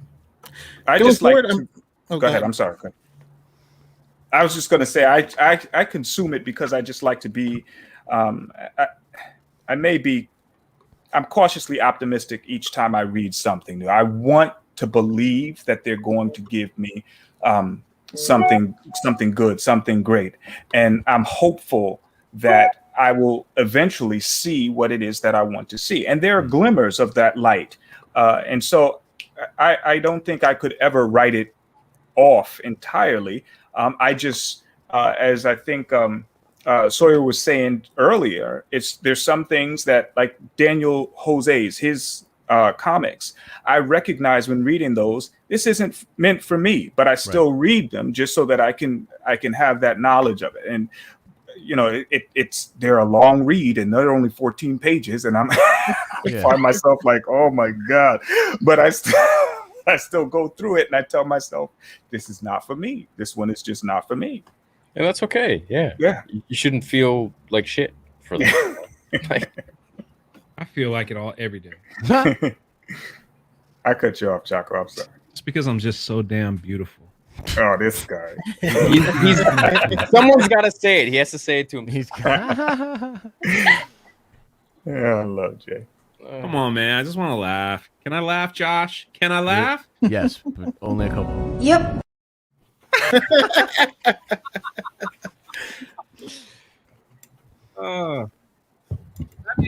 Who's talking next? Are we done? Are we? I feel like Chaco's Chaco. dead. Well, no, But Chaco. said the Yeah. same. Chaco's gonna. Apologies. Oh no, I mean, you just asked, what are we, looking forward to? I still, to be honest, I still think we have a bright future. I'm definitely looking forward to the Ahsoka show. I mean, just seeing all the Virgin scatter in the background of the logo is enough for me to be like, okay, there's gonna be some lore here. I mean, I definitely need that. We don't have a lot of canon dark side stuff, so super excited for Acolyte. I'm a big anime fan, so Visions is definitely up there for me. Not to mention, they said this is going to cover 25,000 years of Star Wars history. That's Dawn of the Jedi stuff. Yeah, So the Jedi. yeah, I Can't wait. don't know what that's going to be. I mean, there's a lot to look for, but I'm super stoked on the Bad Batch. Wasn't in love with the arc when it aired, but all the trailers and stuff have been getting me real hype. You think the Bad Batch are like a segue into the mutants or something like? How'd they end up like this? Were they doing experiments on them, or is it just a mutation? I think Did they give them any to, force blood or something? Did something happen? I don't know. Well, I think they were made specifically to be like a special ops unit yeah. by the Kaminoans. I feel like it was the I- Kaminoans just getting into the lab and just having fun, being like, what can we do to make them the most effective? Just, let's make a wild card here. Absolutely. I feel But like then they they were. couldn't control them. I feel like they're running out of Django juice. Definitely. And The just later weird. half, yeah. They start like adding fillers and stuff, and then random stuff started Yeah. popping up, and they're like, but that one Jurassic looks kind of cool. Territory, the frogs. Could be. Could I mean, they got those be. guys from Republic Commando game. I think Hmm. it's the same thing. And like, I mean, Hunter is basically Rambo. Yeah. Yeah, And Yeah. it's awesome. and looks like him too, right? Yeah, he does, dude. Of The course. red It's and Yeah. I love Never it. mind. I love Crosshairs it. is- It's like an is A-team tough. kind of thing. What were their Yeah. powers against? Those were Wrecker's super strong. Yeah. Crosshair's the sniper. He's like Yeah. Deadshot, I guess. Mhm. Hunter can measure like electromagnetic fields of planets or something, or He can tap into the electromagnetic field of an area through, I guess, like vibrations in his brain Yeah. or something. something like that. And then the other guy who's like Donatello, he's just techie. Yeah, he's like it's like Ninja Turtles. Yeah. It's so- He's like Cyborg a little. Donatello was my favorite, so me too, man. let's go. Yeah, the smart one, and he kicked ass. With that bow staff. Yeah, man. Mhm. Yeah. I got the He was great in the arcade machine, games. like, Yeah, he was. Get Yeah. that reach, boy. yeah, you know, you got the show. You got the 2 movies, or 3 movies, I think, on Netflix. So Oh, Never okay, watched that. nice. There's a rumor of some new turtle stuff on the horizon, actually. that'd be cool. Yeah. I like the OG stuff. I don't know, just nostalgia, I guess. Yeah. Different feel. Yeah. We want to talk about anything else or wrap it up? How you feeling? How you guys feeling? Anything you want to add? You want to shout out your handles again? This randomly popped into my brain just like moments ago, but when you asked like what are some things that you would want to see in Star Wars, it's not exactly something that I obviously would want to focus on because it's not that big, but something I've always wanted to see or like kind of learn about is how Ahsoka like reacted to Padme's death. Because in a lot of ways they were best friends, and the funeral very much highlights the fact that she was pregnant, and Ahsoka being one of the few people to actually know about Anakin and Padme's secret. I just want to see the angst and the pain of being like, my best friends were going to have a child and this tragic thing happened. So it's more of like, I just want to see more pain. Good call. It's kind of covered in the Ahsoka book, Oh, it is? which I recommend. The audiobook is read by Ashley Eckstein herself. So Yes. Yeah. Definitely I'm worth interested checking to out. see what that author is going to do with Queen's Hope. I'm interested to see especially what she plans to do with Anakin's character, because I don't think she likes Anakin very much, but I could be wrong. What makes you say that? I mean, there have been some tweets, and she also did an interview. She also did an interview right when Queen's Hope was announced. But it's also just this idea of her interpretation of Padme is the sort of idea of she believed that Padme should have like never fallen in love with him, and it's this kind of idea where there's a bit of a disconnect in terms of how seeing how Padme could end up in that sort of situation of a secret marriage, that kind of stuff.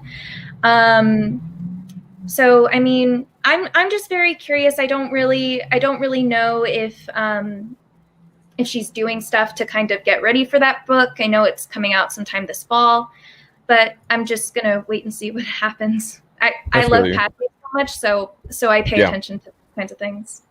I don't think she really gets to make that call, anyways. I feel like whatever's been laid there in the groundwork of what was written originally, like Padme falling in love with Anakin, giving up everything, for him in the end, even after he did messed up stuff.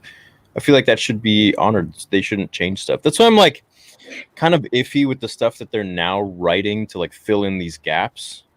And some stuff I feel is really good, and other stuff I'm like, this is just someone's interpretation of what they want to change or what they. Yeah, it's during like, that ESB time period, right? With the comics. Dude, I hated that. What?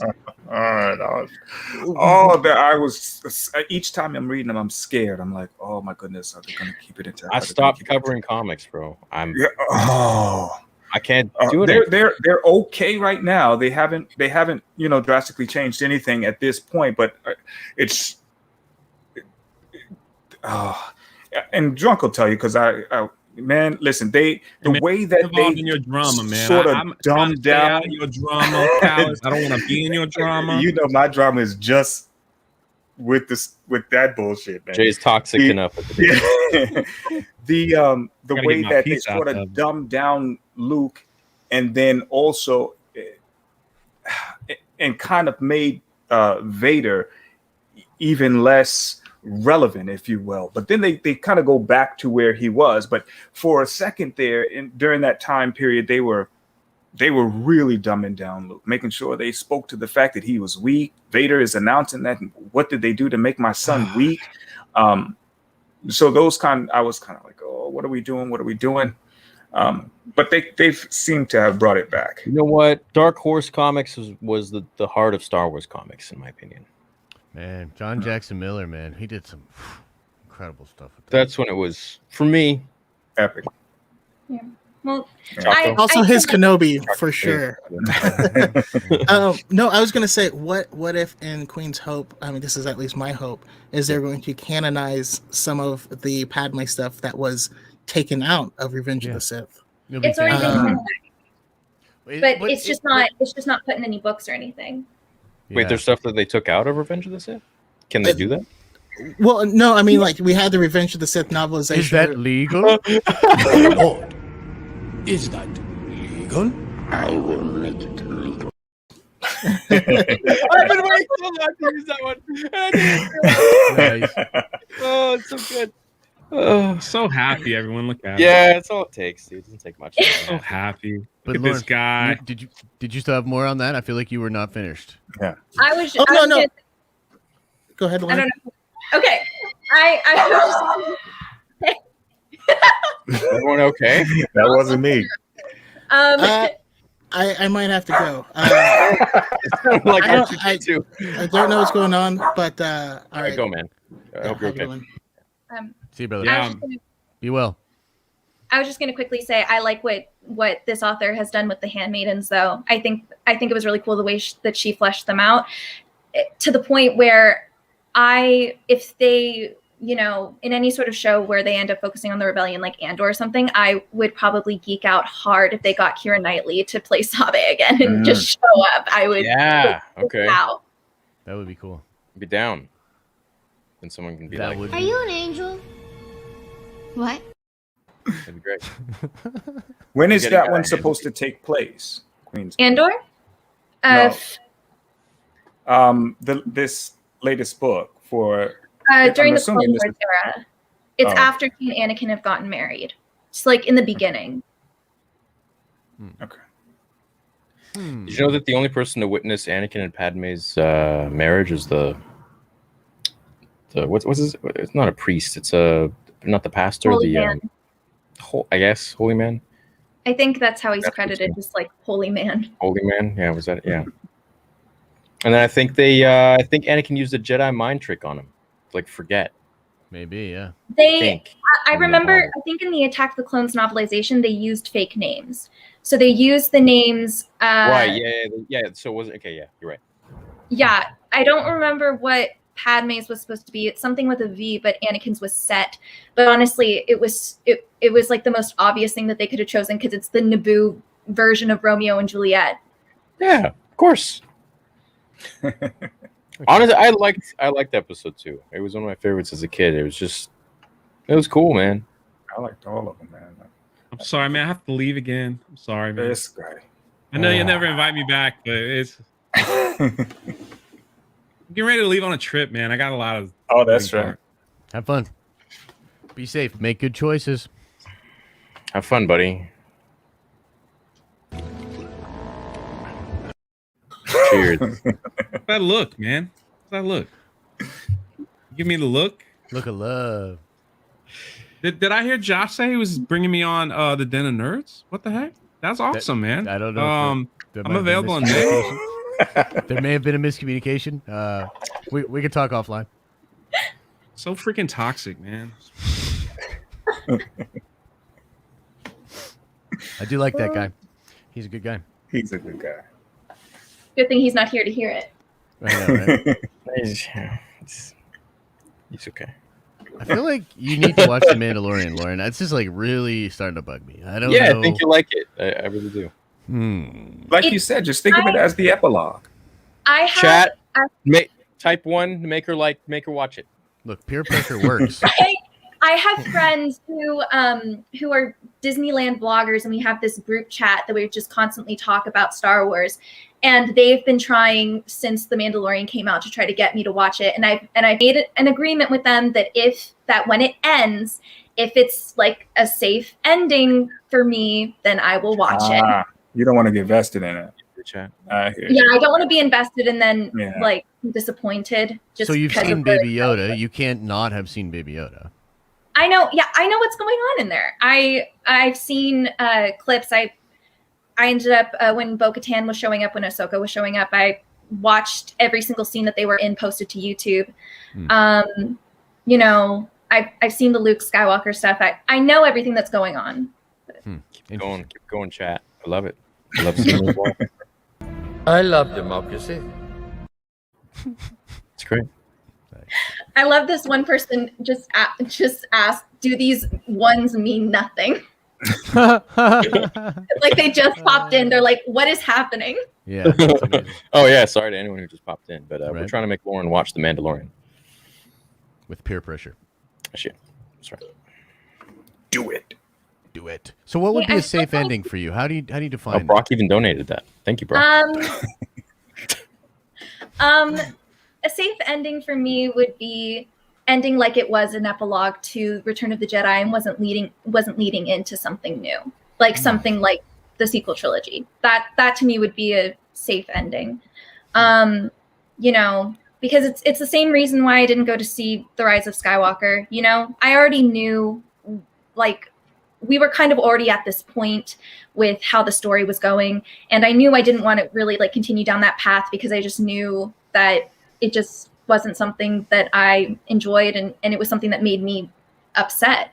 So I just decided to avoid it because it's better that way. I was a lot happier when I did it that way because I didn't want to be that angry fan all the time. That's totally fair. Yeah. I feel you. I understand that. But I think you're wrong. But I hate it. Thanks, but I hate it. You'll like it. You'll get a kick out of it. Yeah. Even if you just stop right now at the end of season 2, I think you'll I know, be content. Perfect. Yeah. Perfect. Yeah. I would say you got to watch the Ahsoka episode. Like, how can you not watch that episode? Oh my goodness. Maybe if she creates a YouTube channel and she does a watch party and everyone goes and watches with her, maybe she'll be encouraged. We'll raid you. We'll bring It's all really the chat. Bring cool. everybody there. It's really cool. There are a lot of people from my acting studio suddenly getting into Star Wars. So, you know, Nice. That's interesting. Yeah, like, that's nice. there are 3 people now who are going to be in Star Wars who are known Strasbourg alums: Hayden Christensen, Rosario Dawson, and Adria Arjona.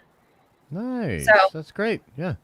That's pretty cool. Is that where Hayden and her met? Because they have pictures. Yeah, and stuff they met together. at Strasbourg. Cool. Yeah. So I'm currently awesome. taking classes there. That's awesome. What's your background? Um. Nationality? Are you Spanish? Oh no, no. That's a good accent. Oh, thanks. My nanny, my nanny from when I was 3 months to 8 years old was from Guatemala, and so technically my first words were in Spanish because she didn't speak any English. So, and I've kind of maintained that accent over time, even though I've kind of lost the language, because she's kind of like maintained a space in my life as kind of like a second mom. So Yeah, that's really cool. That's nice. Like the proper pronunciation of things. Because it went from like normal, like, yeah, John would be a good person. Then it was like, Adriana. You switched the channel. You didn't even realize. And you know, yeah, when it comes out, just like, oh. What? Say what? Everybody wants you to make a channel, Lauren. I'm Where can we scared. find Lauren at? I don't know if Lauren wants to be found. No, I'm fine with sharing my Instagram. Uh-oh. I have like Sure. singing videos on there, so that works. Okay, share it. Share it What with is it? It's Lauren Blair, but Lauren is spelled Laauren.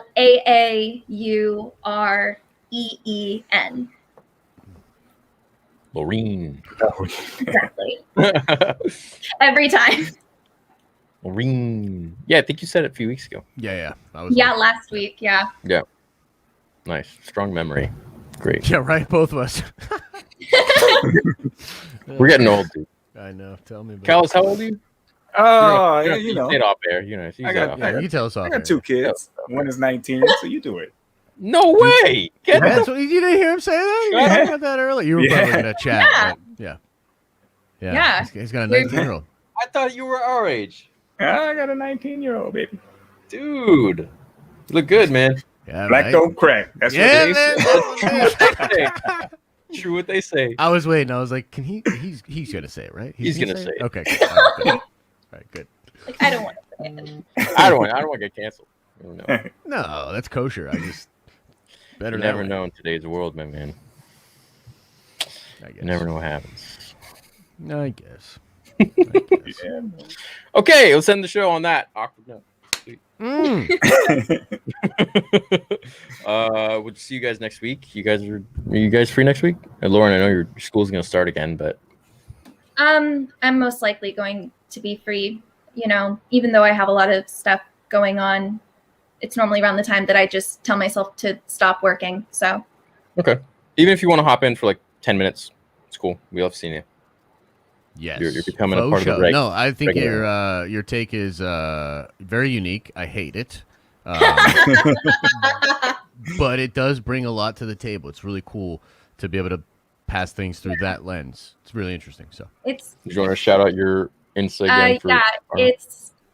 it's Lauren Blair, but Lauren is spelled Laauren. Cool. And Lord Callus? Just Lord Callus on YouTube. I do have Twitter, but it's Callus Lord on Twitter. yeah, smoothest voice in YouTube. If you ever want to just put something smooth on and just get some Star Wars info, go to Lord Callus's channel. I appreciate that. Yeah, man. That's probably the best comment I've seen. That's dope. That's pretty good. Well done. Whoa. Where's all this creativity? Y'all are usually just like Ryan Bad. Sorry, Chad. I love you. Any more interviews in the near future? Yeah, Wednesday we're interviewing Emily Swallows, who's the armorer of the Mandalorian. It's gonna be dope. Wait, so it is 5 Emily o'clock. Swallows. Yeah. Oh wow. I wasn't Yeah. sure if it was like one of the stunt doubles or I wasn't sure. That's Oh, cool. Did she give And we you got any Rick skinny? McCollum coming. Yeah, man. What's the deal? Are you Yeah, getting anything out? Anything for season 3? What's going on? I was I don't waiting know. for her in season 2. I was like, what Yeah, the man. hell, I don't know. man? I don't know. You have to see Wednesday. Oh, shit. Okay. Who knows? And you guys know who Rick McCollum is, right? Saw him last Yeah. week, right? No. Rick McCollum was with George. He was the producer of the prequels. Mhm. He was in Oh, okay. all the DVD bonus footage. He was like, Nice. and he's Those the guy DVDs next were to so Lucas. good. Ugh, the bonus features were so good back then. Theory, when you started going through them again, I actually ended up tracking them down on Amazon and getting them for myself because I used to have them, but I guess somewhere along the way, moving houses and apartments and all that, I lost them. So Yeah. So that'll be cool. I'm gonna go back doing those DVD bonus footage things again. They were fun. They're really good. Yeah, man. So chat's like, no way, nice job, McCollum. Yeah, I didn't tell you guys, but now you know. Yes. That's pretty cool. Wait, someone just said. Is that Lauren and true? I are friends. It's true. I don't think know. No. I don't think I know anything. Candace, you're the imposter. We're voting you out. Why are you here? All right. Thanks, chat. We'll see you guys next week, and we love you. So check us Thank out on you. all our social medias, and adios. See you guys.